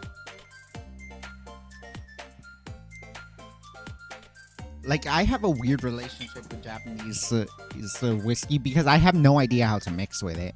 I know for a fact that like the way Japanese whiskey manufacturers make it are specifically for highballs. Like you're not really supposed to mix with it in a normal way. You're just supposed to make highballs with it, which is simply to say the whiskey and sparkling water. Wrong term. Soda water. And then like you mix it in you have to make sure the ratio is perfect. You have to make sure the ice is the ideal temperature, and you stir it, and then it really makes that whiskey like spread its wings in the right way, and it's super good. I've seen far worse knife skills. You're safe, man. When I first tried cooking, I totally almost sliced my finger off, but I'm getting better at it. But it's like I still worry for myself when I try to like make something fancy like the lightning bolts that I made for Clara.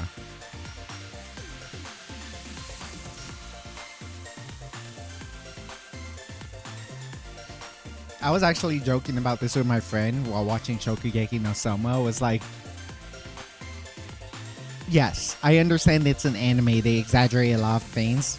My suspension of disbelief is very, very high for Shokugeki no Soma. The thing that takes me out of it is how like Mito or Ikumi would like constantly twirl her knife like a like a revolver, or like even Soma, like when he's first serving his dish to Erina, literally throws the knife up in the air, starts talking to her like really smug and whatnot. It's like, oh, so all I have to do is make something with an egg, and then catches it in midair, like with the handle. And it was like, what the that's so dangerous, my dude.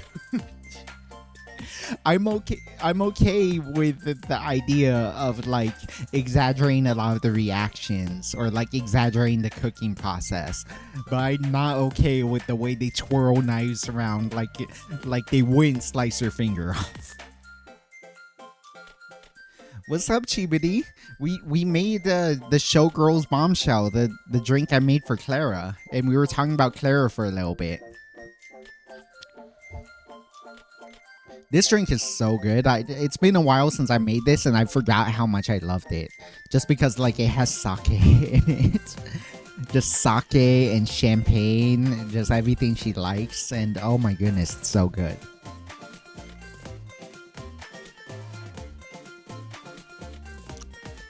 When you can make blue curacao into a flavor that like is actually relatively meaningful without being overpowering, that is just a wonderful drink.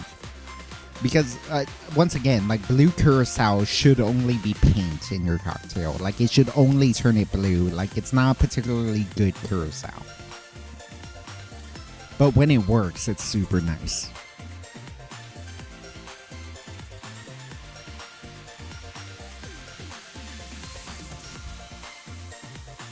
She just finished. What was she streaming today? We were talking about it, and like I remember she had an FMV stream the other day, and I'm fascinated by FMVs because they look so bad, to be frank. Like, that's like the definition of campy, right? Where it's like, it's objectively bad, but it's like still very much enjoyable.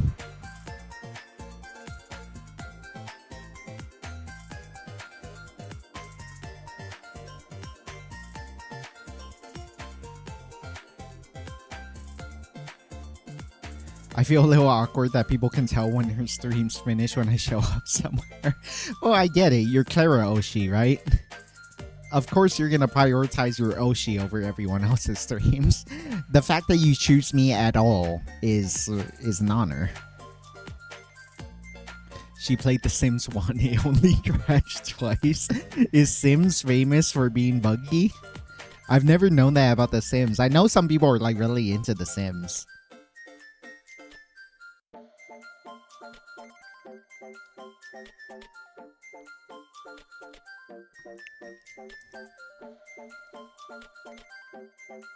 I know there's a lot of funny things people do with it with mods too.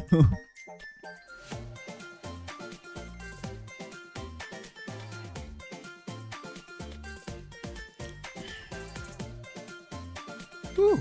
Oh my goodness, that was good. Do I want to make another drink, or do I just want to do I just want to finish this sake while we chat? Let me pull out my notebook at the very least.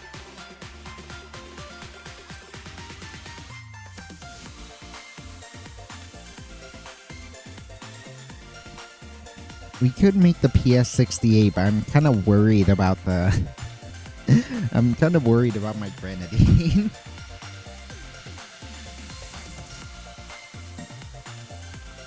Outlaw at the Apple was good, but I don't want to open my vermouth. We could make the Final Boom. That one was really good. That one was intensely good.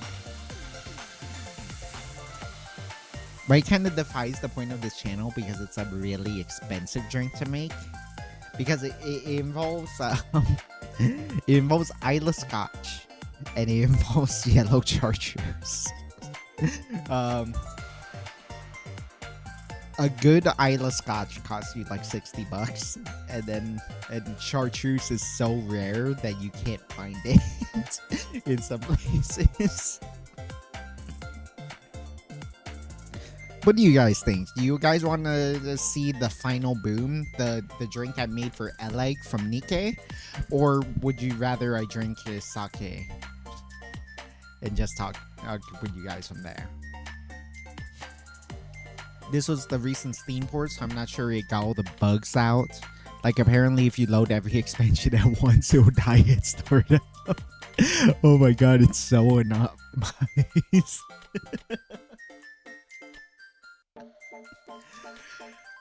I feel that way with when I used to mod Fallout.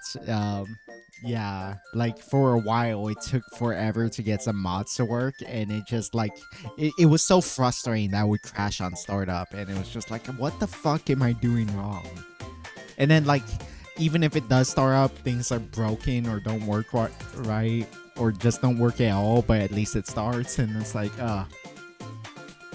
it's such a labor of love to mod things in, but then when you mod it in, it's like, oh, this feels great.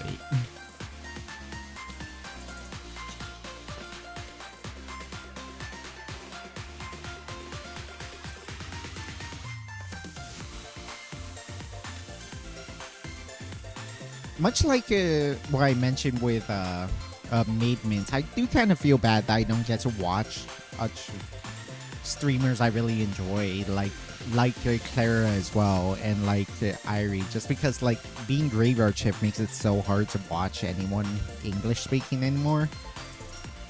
Who have I been watching who is Japanese? Higuchi Kaide. I want to watch Ars Almo again, but she streams at weird times for Japanese people, which means that she streams at like American times. I've mentioned watching some Toki no Sora. Kiata streams at somewhat accessible times. Maybe I'll get back into that. Admittedly, I haven't watched a lot of Hololive in literally years. These aren't even mods crashing it, it's the official expansions. I mean, in a way, they're mods. Like I've always, the way I've seen mods is that they're basically free DLC.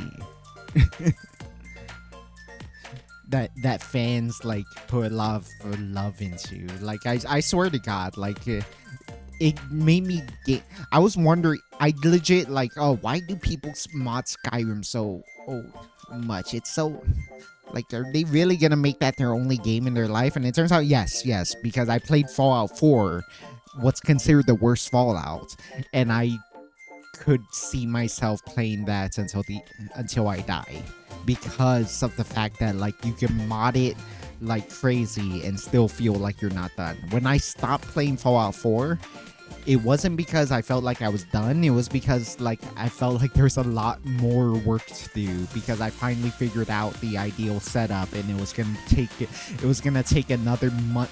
After spending like 7 months testing mods, it was gonna take another 2 or 3 months paring it back down to bring my ideal experience.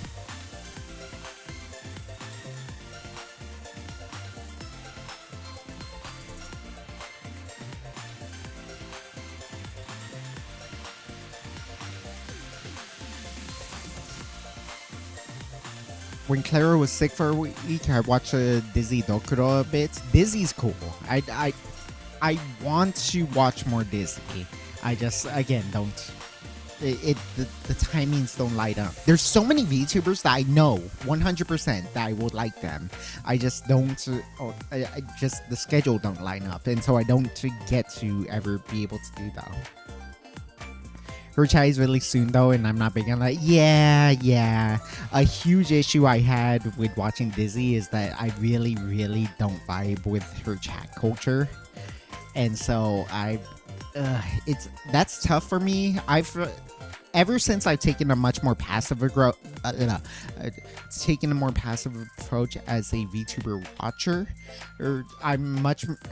chat doesn't affect me as much. Oh man, can I'll tell this. I guess I'll tell this story for why I don't watch much Hololive anymore. the chat culture got so spammy and memey that like even if I try to ignore chat, it affects the stream in a way I don't like. I remember like I know for a fact 100% when I watched her debut, because I still watch Hololive debuts. I watched Shiori's debut and knew 100% I would like her.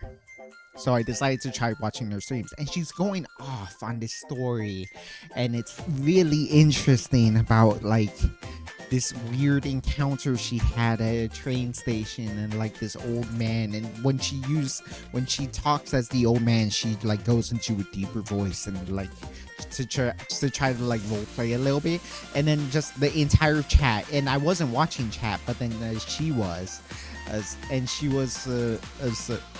she was talking, she goes into her deeper voice, and everyone was spamming like a sexy voice, blush emoji, sexy voice, mommy, and it's like, dude. And then she actually interrupted her own story. It's like, what do you guys mean sexy voice? What do you mean? It's like it ruins it. Like it ruins it that people are just like so beholden to these like tired memes that they have to spam it in chat as opposed to like just listening to her talk. And so like even me trying to ignore chat, like chat ruins it anyways, as she like now has to play to that chat as opposed to like telling her very interesting story, you know? So it's like that's sort of a huge reason why I have difficulty with like VTubers who get a little too big and then the chat becomes really spammy.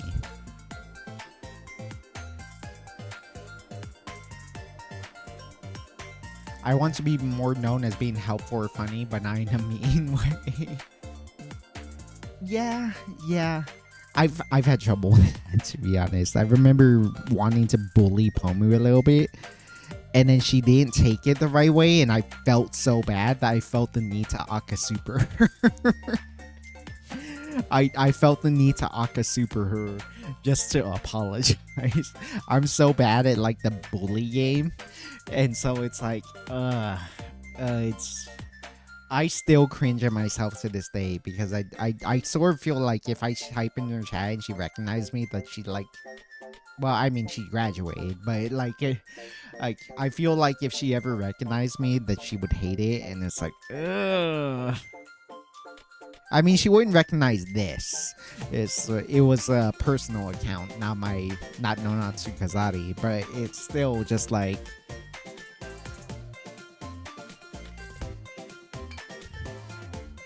Yeah, it felt awkward, but also just like Pomu was excellent, in fact, at like controlling her chat in a way that like without being hard-assed about it, just like making sure they knew when they had crossed the line and to not to proceed down that path. And so that's sort of like she remains one of my inspirations for what I really want to try to do as a VTuber in terms of like chat culture.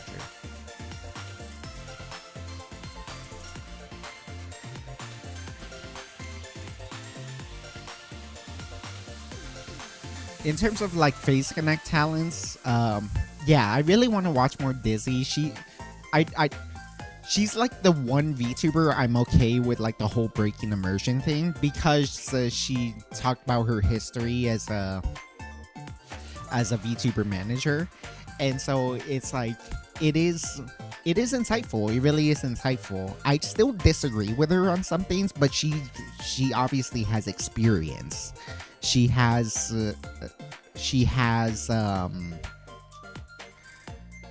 like practical knowledge, and so it's really cool getting to see that kind of stuff, and just like she has a very insightful perspective on things. I had a running gag with Pomu where I argued about her about the pronunciation of Mancini, which was a dumb but at least obviously a joke. I don't remember this. I do remember you in Pomu's chat. I don't remember anything about this Mancini thing. That's like the sleep product, right? Didn't they sell mattresses or something? Like they're like a commercial on mainstream television, right? Like Mancini Sleep World or something like that.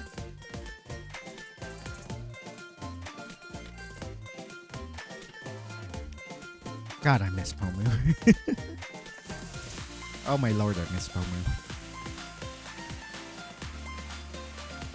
Even it again, like to go back to like the I feel bad for not to really being well integrated in their community. Even towards the end, I wasn't really Pomu Oshi anymore. I had transitioned to being Petra Oshi by that point, but it was like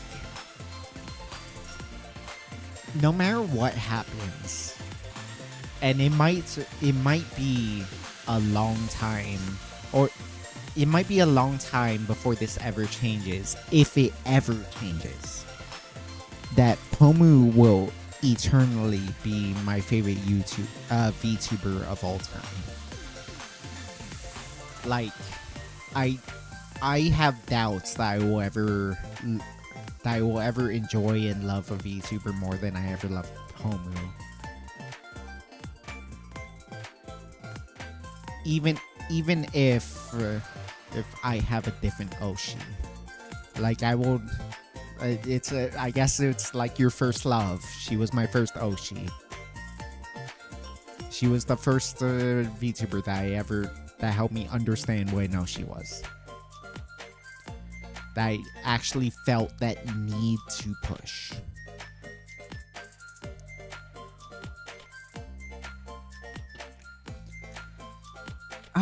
Okay. Maybe we do make the the Pomu cocktail. How about we do that? I don't remember how exactly I did it, but we can win it. Pomu was reading a terrible novel named Dirty Sexy Boss. What the fuck?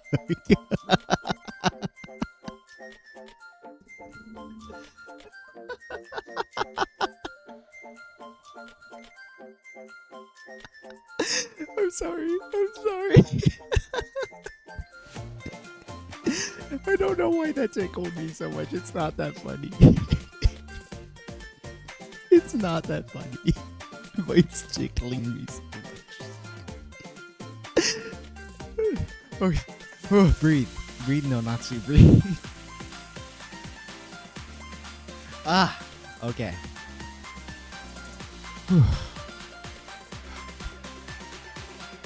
Pomu was reading a terrible novel named Dirty Sexy Boss.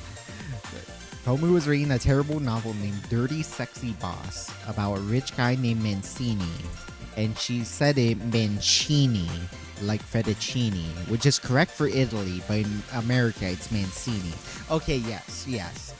For like Mancini Sleep World, that commercial I was talking about, also like they definitely said in the commercial Mancini. That being said, like in my own head and where I thought you were going with this whole time, which turned out I was right about, either you or Pomu was pronouncing it Mancini. Sorry. It's so sexy, filthy boss. Honestly, that just makes it sound more sleazy. Like, that one's less funny, but it's also like feels appropriately more sleazy for some reason. We ended up drinking the sake anyways, by the way. It, obviously, you've been seeing me sip it this whole time. I love sake so much. God, we 100% will do a sake episode. I don't care if I have to spend like $500 like buying out the sake rack at the fucking liquor store. We will do a sake review someday. And then I will probably die on stream. Sorry. Jokes. This is a joke, YouTube. Not that I can get demonetized. I don't even have YouTube partner yet.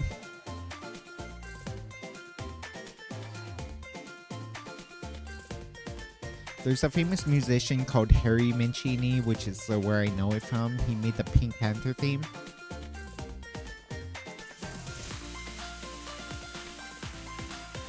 Okay. How far off base am I? Let me mute the BGM. Dun dun dun dun dun dun dun. Oh no, that's not right. Dun dun dun dun dun. Ah. Dun dun dun dun dun dun. I forget. I forget. I know it's something close to that, but it's not that.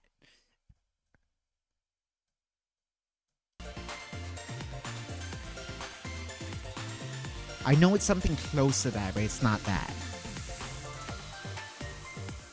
Dun, dun, dun, dun, dun, dun, dun, dun, dun. Yeah, no, I know I have it wrong towards the end there, but it starts like that 100%, and then like it goes to like a in some way, but I forget how.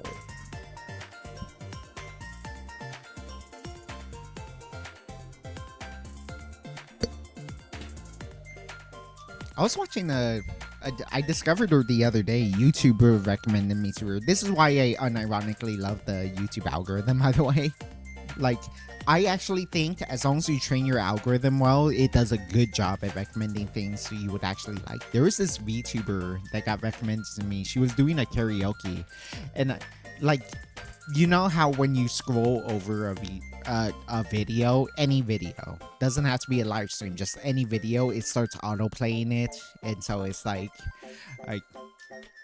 you get like a 10 to 20 seconds like clip of what the video is going to be about, or if it's a live stream, it gives you like 10 or 20 seconds of what the stream is going to be about. She was like going crazy, like singing and singing, and I was like, ooh, well, she has a lot of energy, and this is a karaoke stream. Let's go. And she's in the Wild Wild West. When I stroll into the Wild Wild West, and she's like singing all these classic like movie themes, and it's like, oh shit, oh shit, I really like this VTuber.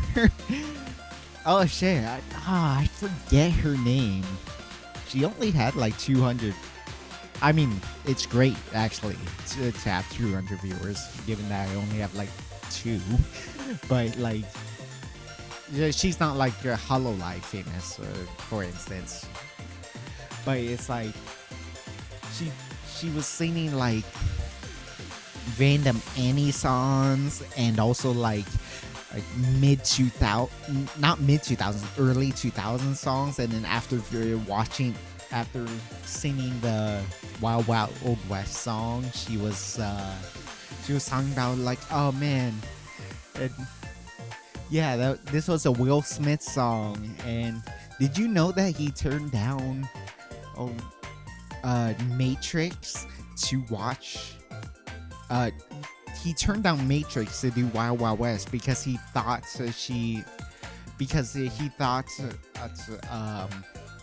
Matrix was gonna be something more akin to Men in Black, and he wanted to try something different.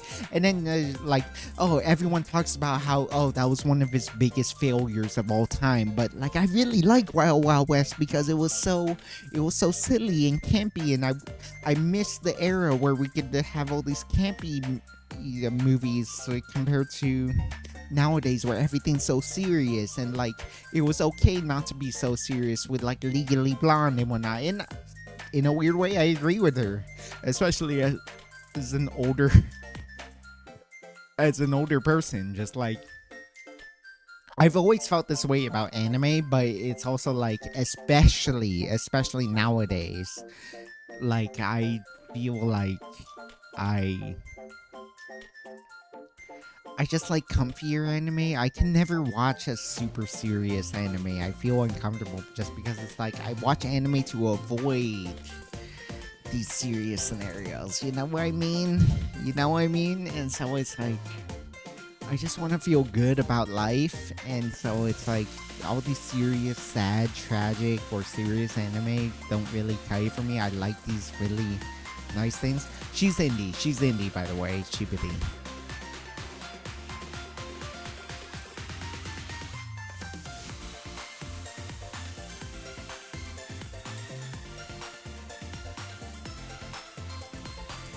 She had like short hair, down to her shoulders, and she had like, I think it was blonde. It was like a light skin tone and a light hair color. And she had a really wild variety of songs in that karaoke. I'm sure it's on archive because she had to sing like English songs, and the Western music industry is very, very litigious. Which is something I kind of wonder. Why is it that like when let's say Alira or someone else can play like a lot of Vocaloid in a lot of Japanese only songs, so it can stay on archive, but the second you I know for Western stuff it has to be on archive because Western companies are so litigious, or like your Japanese music companies not that litigious or something. Blonde hair, red uniform, that sounds about right. I do not remember her name at all. Let me look her up real fast. Uno momento.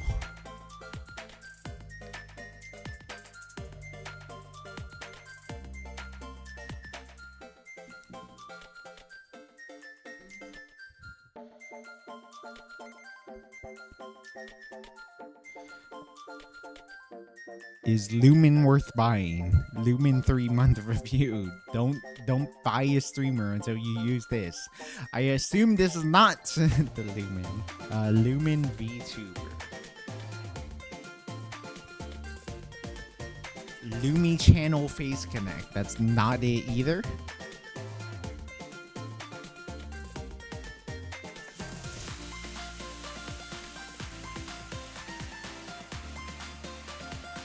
Guide me in the right direction, Chibity. In the meanwhile, I really, really gotta pee.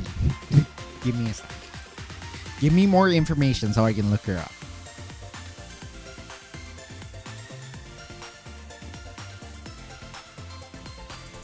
I do think she was blonde, though.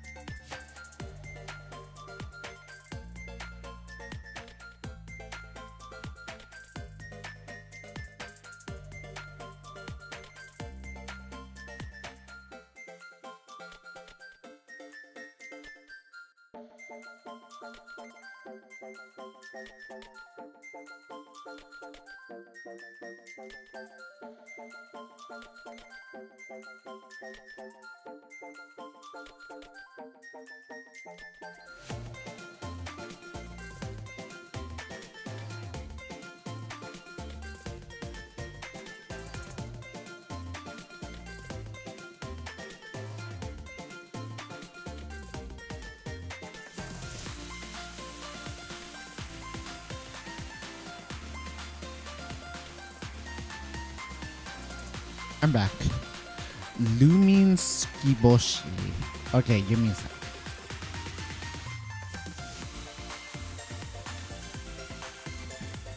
Lumi Sukiboshi.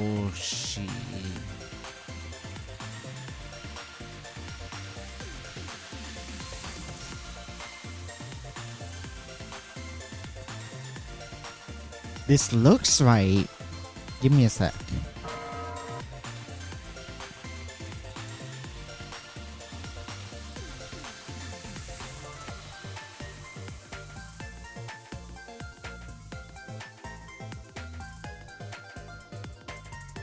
Yeah, this looks right.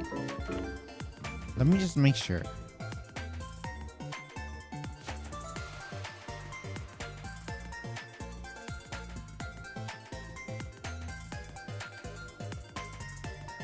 Sorry, Natsujono Spectrum. Yep, this is exactly her. Lumine Skiboshi. Yeah, you're absolutely correct. It's Lumine Skiboshi.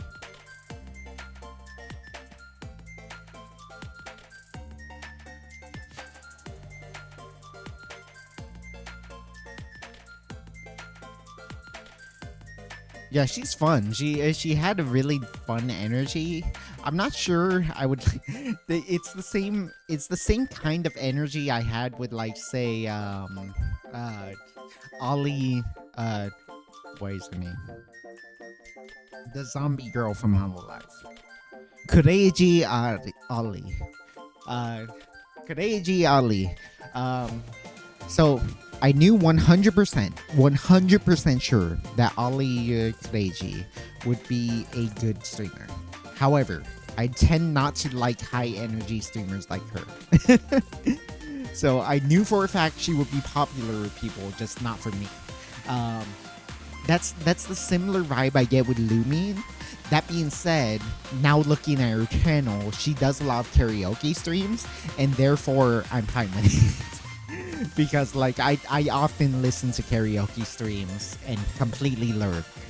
Because, like, it's just a nice way to pass the time at work. Hoey didn't even know it. Lurk work.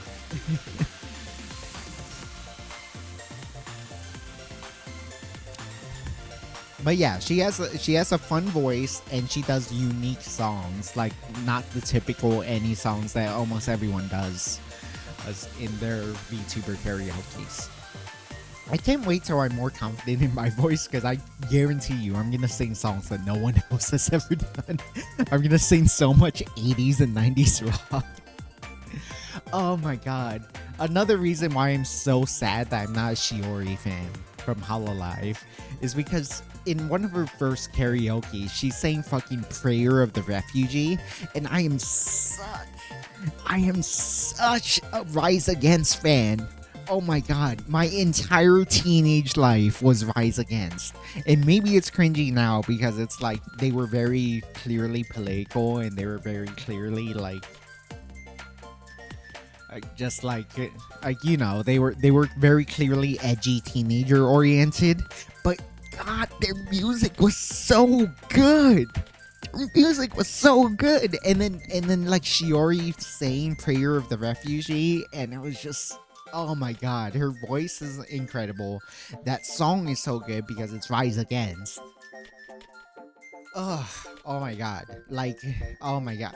Talking about it now makes me want to pull out my Rise Against album. I've never bought, the only two albums I've ever bought was, well, two bands rather, because I bought a bunch of Rise Against albums. I've only ever bought, in terms of physical CDs, the only albums I've ever bought were Rise Against CDs, multiple, and then one Avenged Sevenfold.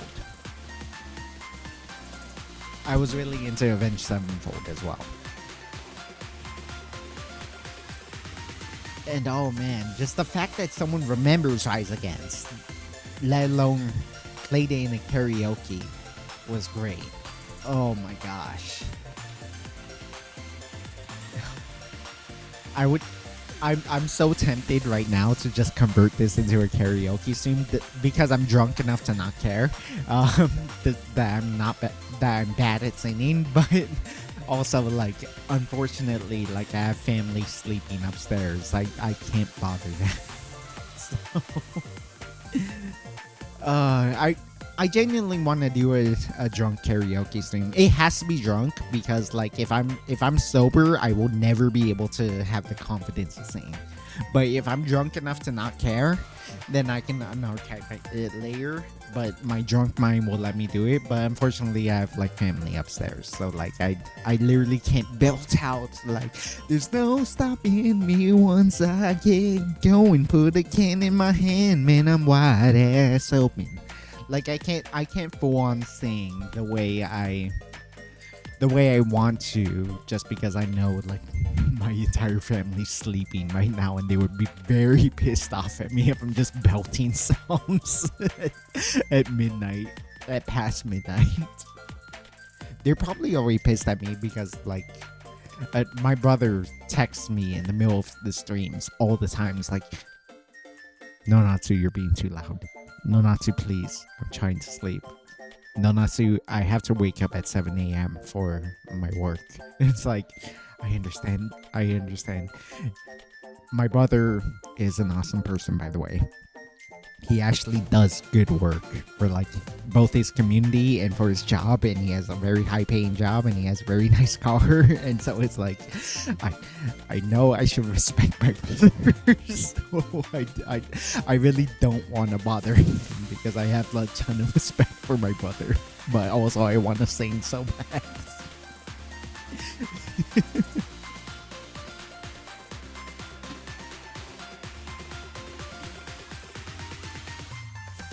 She sounds like a chipmunk, self-described. I didn't get that feeling from her. I learned about Lumin from some Mint fans. She's a voice actress and a voice director who lives in Japan but speaks English. She's slightly open about her real side. It's on her VTuber wiki page. Maybe I'll look that up, but also like I'm a little hesitant to go there, other than to get like picture references for commissions. She doesn't say her real name on stream, so there's that. Okay. Was she the one?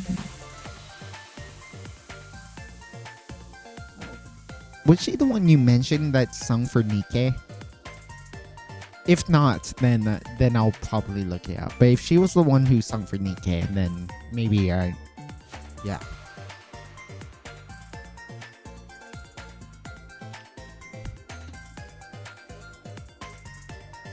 Fuck, I finished this already. Should I open another bottle of sake? I love sake so much, I swear to God. I drink this like it's water. The more lately, ever since playing GFL 2, the more I drink sake, the more I realize I'm mailing from GFL 2. Yes. Oh, so she is the girl who's saying for Nikke. Awesome. Okay, so I finally found her. I know you've talked about her to me before, Chibity, but I've never actually looked into her. But now that I've actually got recommended to her by YouTube, I'm glad I did, especially because like she does do mostly karaoke streams. Because like I said, like I don't actually like these like hyper high energy Zoomer types, and she doesn't seem like a Zoomer, but she's very extroverted, and I kind of feel uncomfortable around extroverts. Like, it's hard to like really describe why I don't like these high energy people, because I know they don't mean wrong. There's nothing wrong with that personality type. It's just that, like, you know, it's hard for me as a hyper introvert, super socially awkward. But it's like, now knowing, having seen her channel, that she mostly does karaoke streams and she's like more of a V-singer than a VTuber, I can get behind that. I can really like it. She got into the Nikke and learned to love the game. That's the story of like everyone's life. Nikke is, I don't know, I can't decide if they're excellent at marketing or horrible at marketing, because like Nikke unironically is such a great game lore-wise. If you took away the ecchi, it is a great game. Unironically, take away the ecchi is a great game. People will talk about it like it's GFL because it's so deep lore-wise. It's so, the characters are so likable from a personality perspective. There's so many things to like about it. But also, it's a Korean game with a lot of really, really big booba and really wide hips and really fat asses, and so like obviously it's gonna market itself on its ecchi elements, and the marketing part really leans into the ecchi element, and so it's like it's really outsiders who have never played Nikke just think it's a pure fan service game, but then like the moment you actually play it, and I'm saying like literally just the tutorial before you can even pull the gacha or anything, is such an excellently written story that like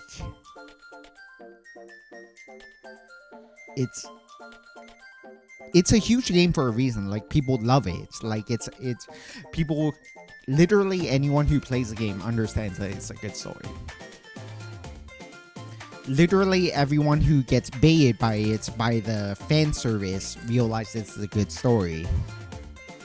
It's just that people who don't play it just think it's a shallow ecchi game, and so it's so hard to like get these people to understand why it's so good unless they actually play it.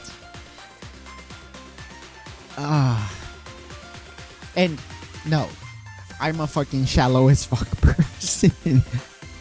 I play it because of the fan service, and then always get pleasantly surprised at how good the stories are. That's why I'm so invested into it. Yeah, I've heard multiple female VTubers say, "Why is this bug game making me cry?" I've said this before, but it's worth repeating. Obakepam, a VTuber I very highly respect, like talked about playing the game just for the memes. So yeah, I'm gonna play this once for a stream and then probably never play it again. She is such a hardcore Nikke fan to the point that she's becoming like semi a Nikke not VTuber, YouTuber, like making lore videos and making like legit like edited short form content for it. It's because she loved the story so much. And she admits she played it for the memes. She stayed because the story was unironically so good that she can't stop herself from wanting to play it. And she's actually passed me in the main story now.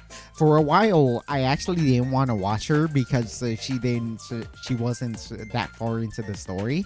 She's now past me in the story, and now I don't want to watch her because I don't want to spoil myself. So I kind of wanted like bum rush it to watch it. Obakepam is one of my favorite VTubers too. Like, I'm not sure she's kind of like an Irie, where like she would be Oshi status if it weren't for Pomu and Petra.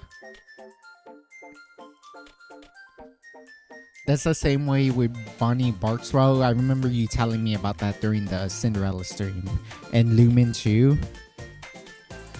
Yeah, I mean, Lumen actually is actually in Nikke now. But like, I know that was the case with Chabelle Tonya. I've talked about Chabelle Tonya before. She's done a lot of songs for Nikke now. And she's a similar story. She played it for the memes.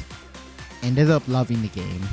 And now she's like a Nikke streamer, like 30% of her, like obviously she's still a variety streamer, but like 30% of her content is still Nikke because she loves Nikke so much. I won't claim to know anything about Bonnie other than the memes I've seen on Twitter, just because I've never seen Bonnie. Is she Twitch only?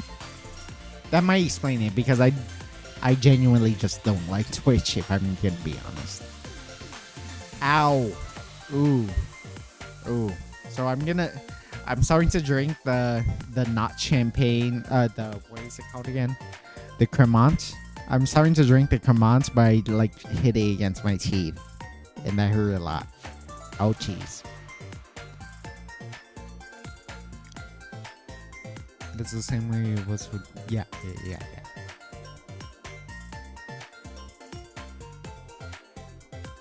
It is funny. That was the same story with Lumen, rather with Tonya too. She wasn't really deep into Nikke, but then Cosmograph, the main audio mixer for Nikke, reached out to her, and so she did like 2 or 3 songs for Nikke, and now she's like hardcore into Nikke.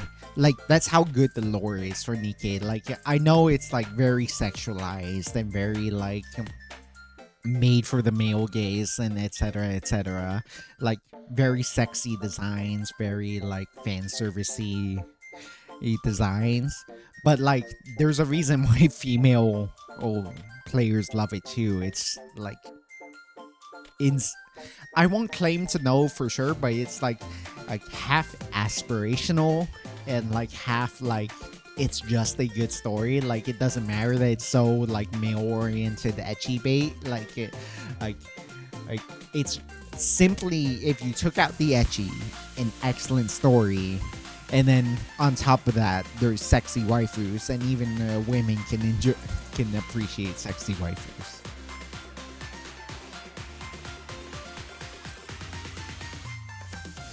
I think I talked about it with oh god, some of the champagne went in my nose.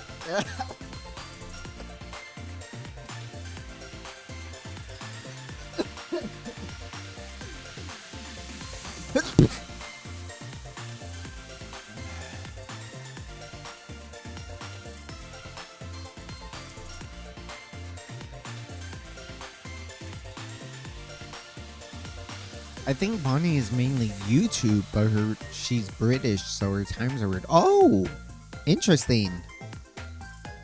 Her fans joke so much about her sexually that I thought she was a Twitch streamer. She won't lie. Because I know there's a lot of like EU, like VTubers who are European, EU VTubers who are on Twitch rather. And it's so like I just assumed that like she was that too. Yuzuntai, thank you. I literally like half the when I was chugging this down, like half of it went into my nose. Ugh.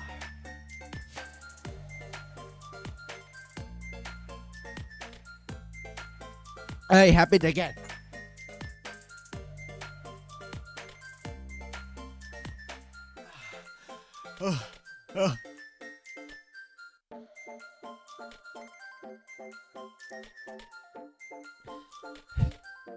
This is good shit, by the way. I love that rap. That the representative that suggested me this, they're good people. They're good people.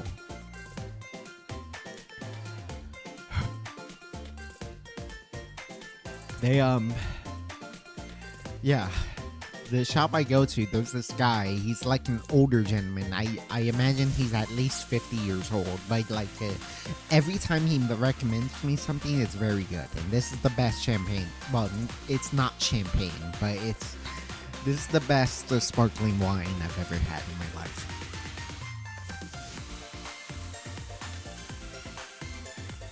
Much like he recommended me the best tequila I had in my life, and he recommended me the best scotch, and he recommended me the best.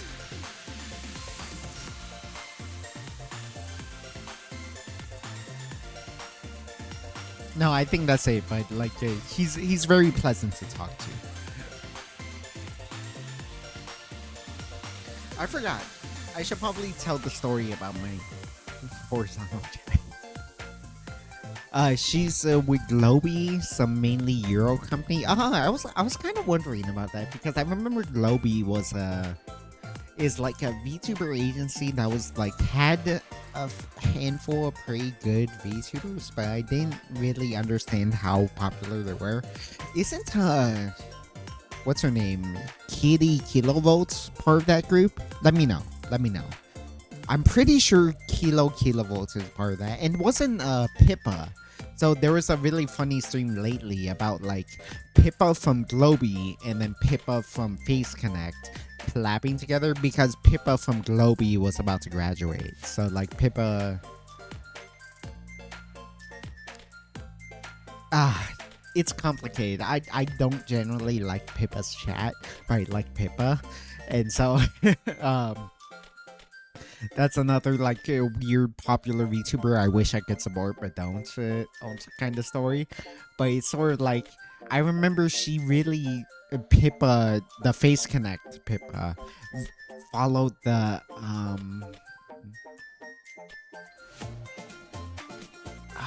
it was It was a.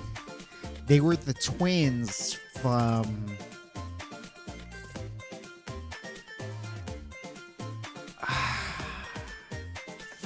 I forget the name, but their whole shtick was that they were tour guides for Japan, and then they were tour guides for Japan, and they worked with Manga Gamer, which is why they really liked the reviewing Edo game, whatnot. And then so like I remember Pippa, especially because she had really been rising in popularity. She was very clearly a 4 view now. She raided into them when they were about to graduate, and like really helped them out in their final days. Because like I remember those twins were not particularly popular at the time, but then like when they announced they were about to graduate, like people really started looking into them, realized they were really good talents. And I won't say any immersion breaking stuff, it's against my personal policy, but let's just say like they made out well for themselves. Yeah. But I remember like Pippa from Phase Connect and Pippa, who was about to graduate from Globee, collabed together on like a American versus British food type thing, and that looked pretty interesting. I never watched that, but I watched the VOD layer. Looked it up. Kiri and Bonnie are part of the same gen in the same company. Yeah, I really like Kiri, and I could have sworn that Kiri was Globee too. No, I knew Kiri was Globee. I feel like I remember that Bonnie was Globee, but I just don't remember exactly. And I remember you talking about it was like when I was doing the Cinderella stream, because I really wanted to yap about Cinderella in Nikkei. Like you had talked about the same thing, about how like she was crying about Cinderella's story and how dramatic it was. I mean, like she literally tried to kill herself. Like it was a really sad, dramatic story. I respect the people more than I used to, but her chat though, yeah. Exactly how I feel. I 100% absolutely respect Pippa as a streamer. I absolutely just do not like her chat culture, and that's a skill issue on my part. Like I understand. Like I know I'm way too picky about my own standards for like chat culture, but it's just like if I can't enjoy the chat culture, it's hard for me to enjoy the stream. You know what I'm saying? So.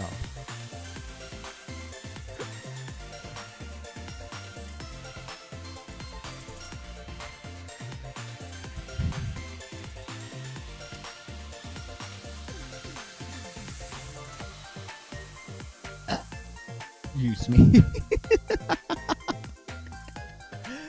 Oh man. Oh god, I get so drunk on these streams. I promise you.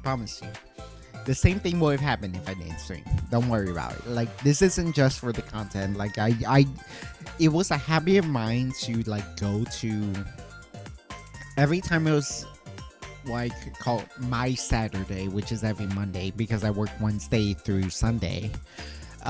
So Monday is my Saturday. Every Saturday I would go to a restaurant and just get like hyper drunk and like eat a bunch of like fancy gourmet food and whatnot. I've decided to replace that with doing my streams where I like make a bunch of drinks and stuff. And so it's better in that I make better drinks. It's worse in that I make stronger drinks. It's the same in that like I'm drinking a lot during my weekend. So yeah. This isn't a huge departure other than that like now I stream myself getting drunk and like yapping to people instead of like holding it into myself and like simping on the stream on my private account.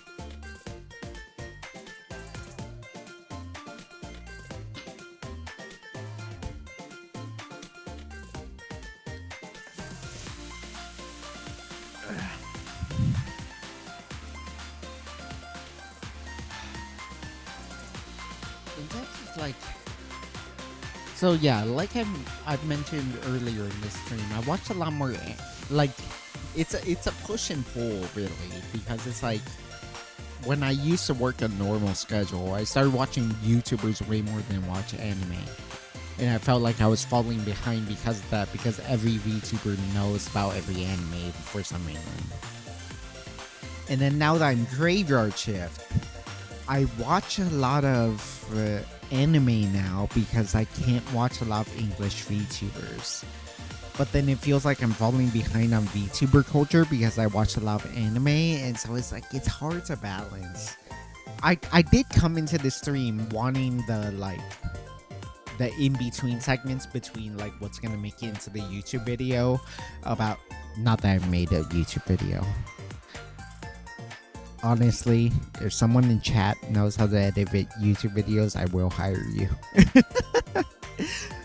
I'm so intimidated by like the concept of editing. I know I need to edit video. I know I need to edit my streams and turn them into legit YouTube videos.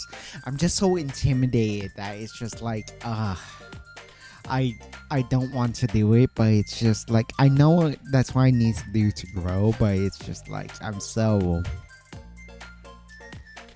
intimidated by it. Every time I open DaVinci Resolve, like I don't know what I'm doing. I'm gonna make a terrible video that won't even break 100 views, but it's like I need to do that to gain the experience so I can become like How to Rank and make like 200,000 views of video. But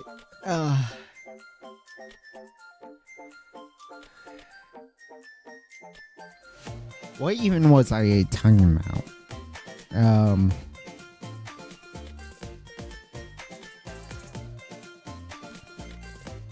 Trying to think of who else I watched. Lumen, a little bit, Dizzy, and Uruka. There's an indie named Umi who used to be part of V Reverie, but that company went kaput.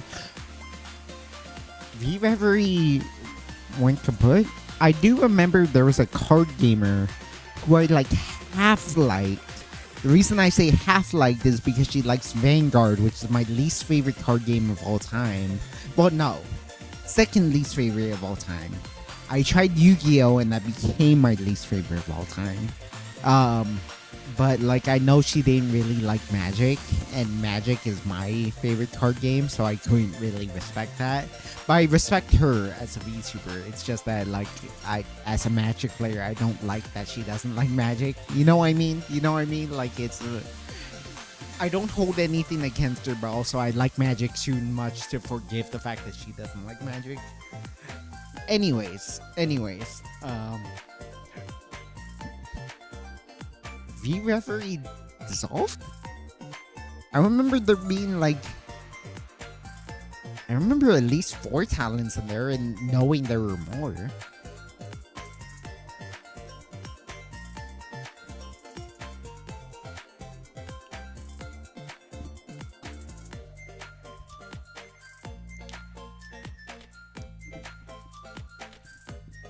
Holy fuck, I'm so drunk. I can't even read the chat that well.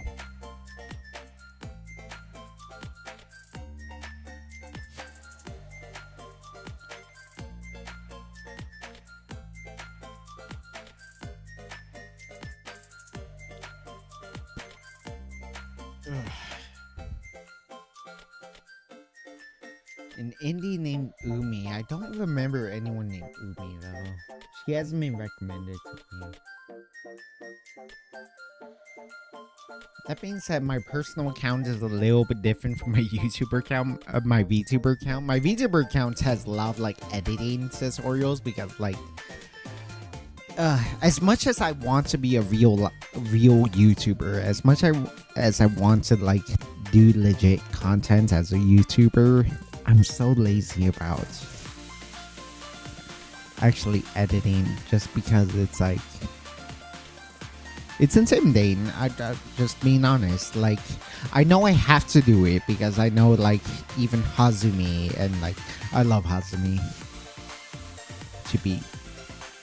No, I won't be 100% honest. But I like Hazumi. But it's like I know she started doing YouTube videos and that really helped her. Or like what's his name?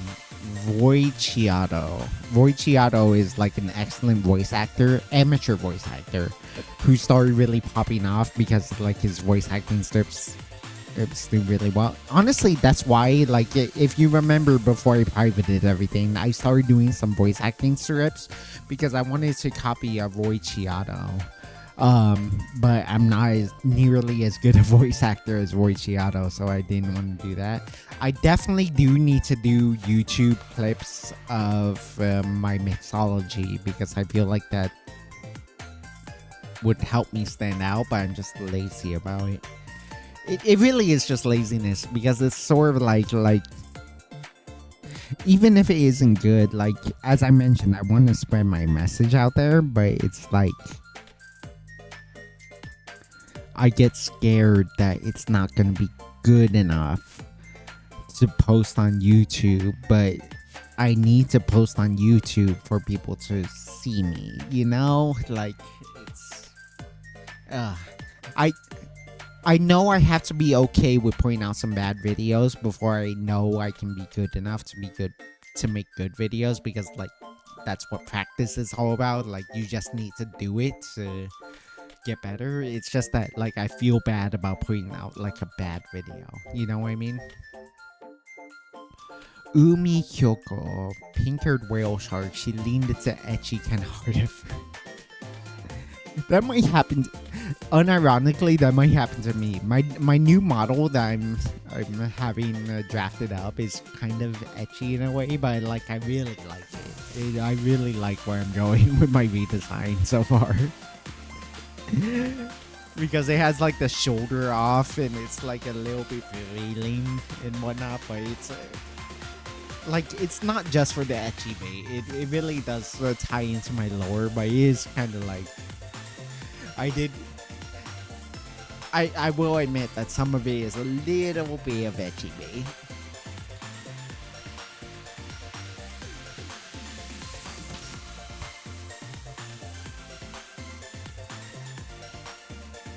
What was that other company that like leaned really hard into GFE? It was like they dissolved by now, but like they had like the angel girl, Nene, and then like the sexy ninja girl.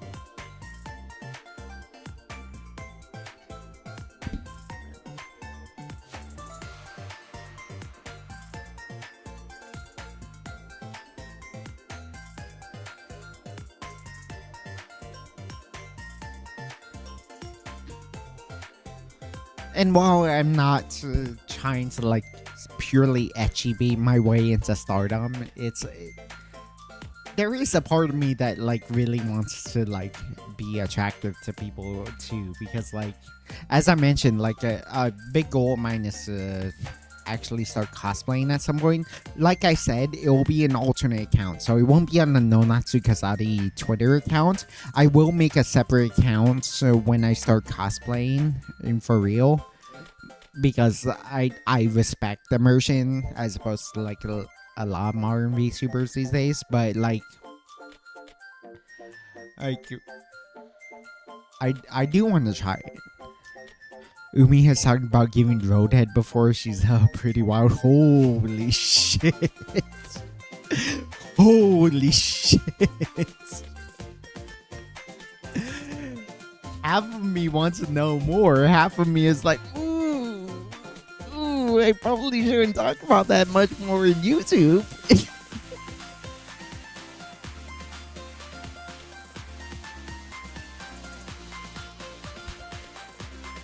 V4 Mirai has a sexy ninja girl, but they're still around now. Okay. Okay.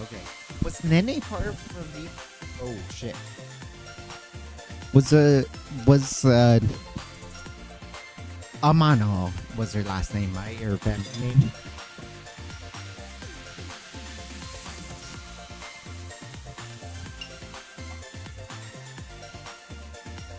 I'm very drunk, as it turns out. I'm dropping shit like crazy. I should probably end stream soon, but let's finish this conversation real fast. Wasn't Nene Amano part of V4 Mirai, or was that a different group?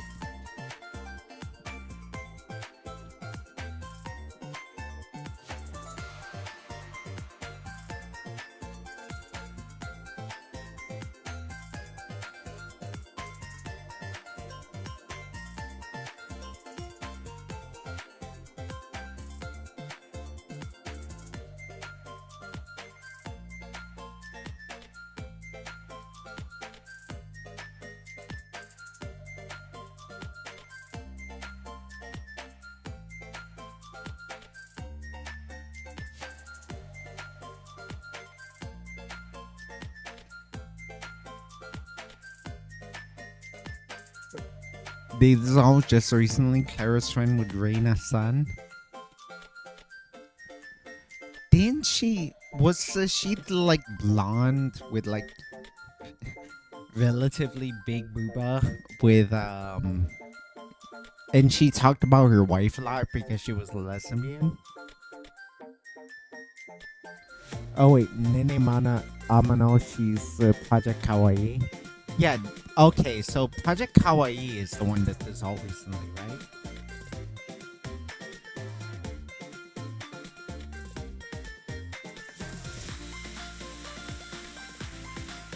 I hope there's not a lot of mic sounds that's going through, but it's because I have to adjust my mic on the fly.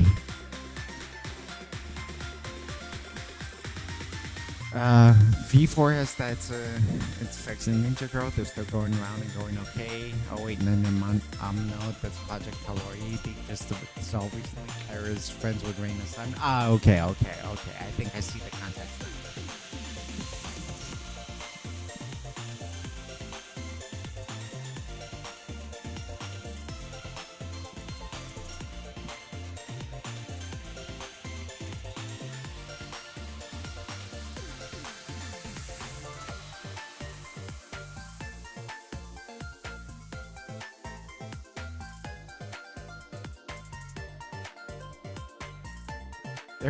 There we go. That's very much a temporary fix the way it looks, but it's gonna work out. Kawaii just dissolved. Yeah, that's unfortunate. It's the Kawaii talents are really good. There is another one.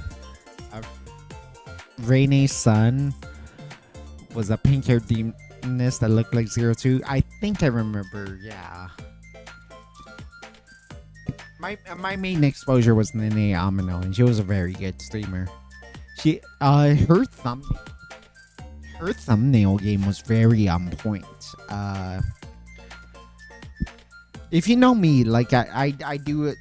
I mentioned this before, but I like follow a lot of like content guru type people, and like I'm very in tune with like what makes for a good thumbnail, and like subconsciously I always think to myself, oh, that's a good thumbnail, that's not a particularly good thumbnail. And just like Nene Amino was always like very good at like clickbaiting her videos. And I've always had this theory. I was actually talking to my friend the other day about this in terms of like cooking videos, because like, well, shit. my mic just fell off. But me and my friend were talking about cooking videos and like YouTube in relation to like YouTube content in general. And then like we talked about like how the concept of clickbait, and like we shouldn't talk about things because every video is trying to clickbait you. And then so like every, like we shouldn't be talking about clickbait in terms of like whether it's clickbait or not. It's whether something is good clickbait or bad clickbait. And then so I always felt like Nene was one of the best. Amano Nene, not the Hololive one, but the Project Kawaii, the former Project Kawaii member, Nene Amano, was like the gold standard of like how to clickbait on YouTube for VTubers because she did always clickbait. She did some of the like really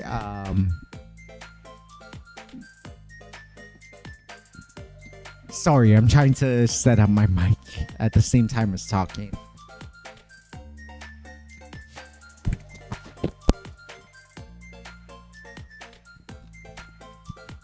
Sorry about that.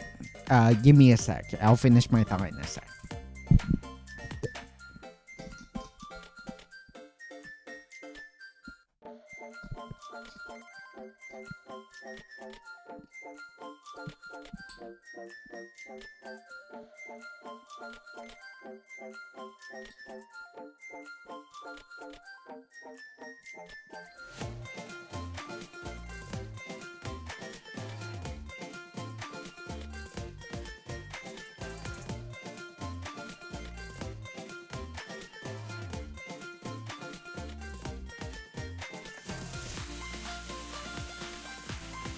Hopefully that will hold.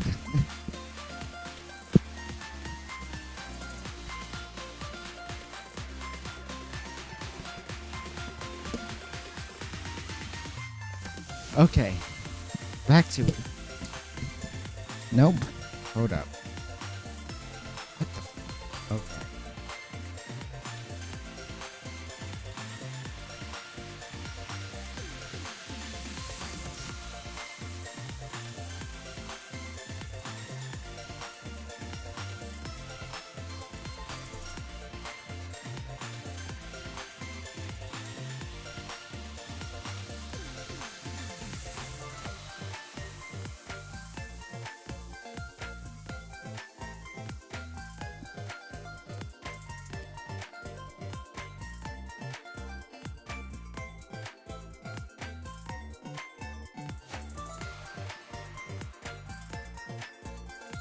Maybe that's the sign. Maybe that's the sign it needs to stop soon. But let's just finish our thought. Like, yeah. The way I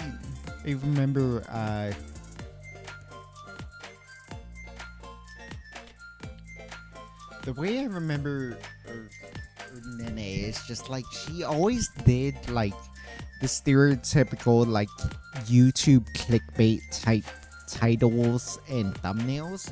But the thing was, that's also why she was the foremost Project Kawaii member for me, because like I just remember her so much because she's so aggressively clickbait. Where like a lot of YouTubers in general, let alone VTubers, are afraid to be too quote unquote too clickbaity in order to like gain attention. And like I said earlier, like even if your goal isn't to be like highly profitable, make this your full-time job, like you should try to grow your audience as much as possible. And like Nene was so elite at that. Like she didn't have the shame that a lot of other people had in terms of like trying to clickbait. Like she was fine with doing the stuff that like people thought was like a little distasteful because of the fact that it was like so clickbaity. And so it was it was kind of aspirational in a way for me. Like she's another inspiration of mine in terms of like purely for clickbait. Like stylistically, I don't think I could ever be Amano Nene. But in terms of like thumbnail design, I would definitely take a page out of Nene's book because I think she was one of the best clickbaiting YouTubers of all time.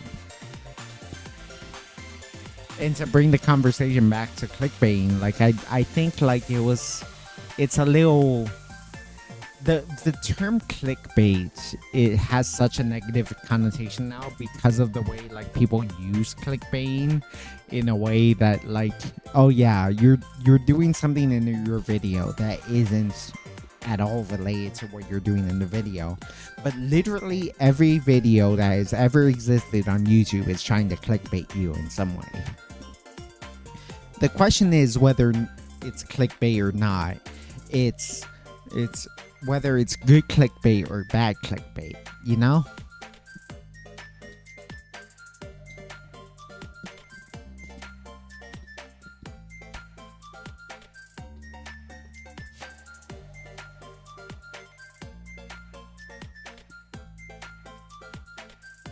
One second, I'll figure it out. Honestly, the funniest thing about Project Kawaii shutdown was half their talents freeing their booba immediately afterwards. I do remember like a tweet from Nene where she like had a new design right after or Project Kawaii dissolved, and it was like very much freeing up their booba. Not that she didn't already clickbait using her booba, but it was very funny that she like fully unleashed it after she was no longer a Project Kawaii member.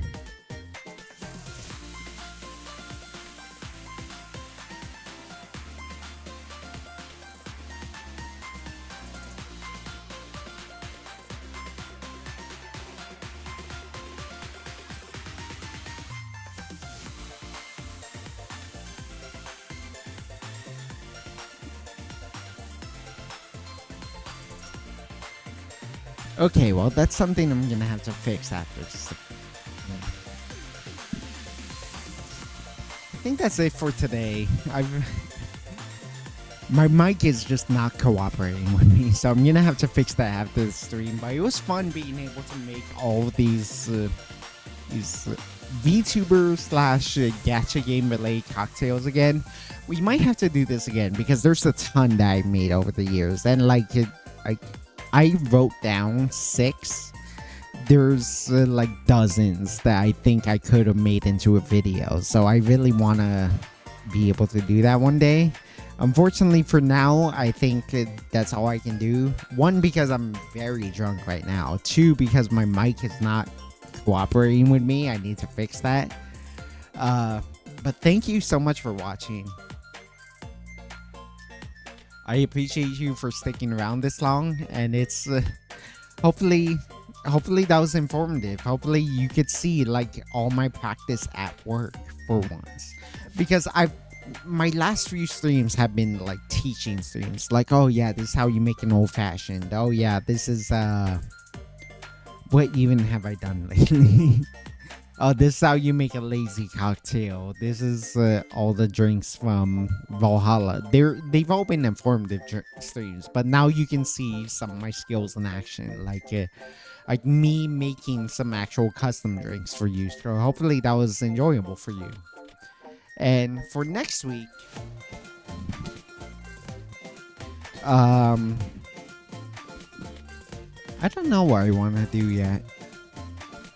Maybe it could be the sake stream, but like, yeah, I'm not sure what I want to do for next week, but yeah, hope you enjoy all this bartending content that I've been doing. I really need to start editing some of these videos. I might reach out to some of you to actually help me with that editing, but like, honestly, I just really want to spread my love of mixology to people.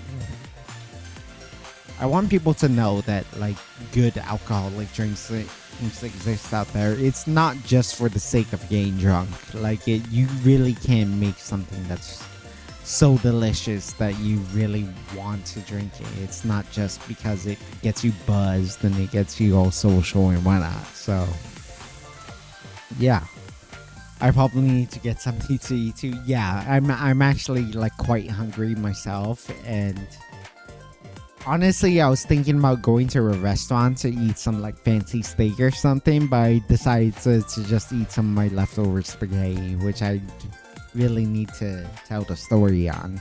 Same with my horizontal chat, but maybe that'll be another time. So yeah, thank you so much. I really do appreciate all of you for having come by and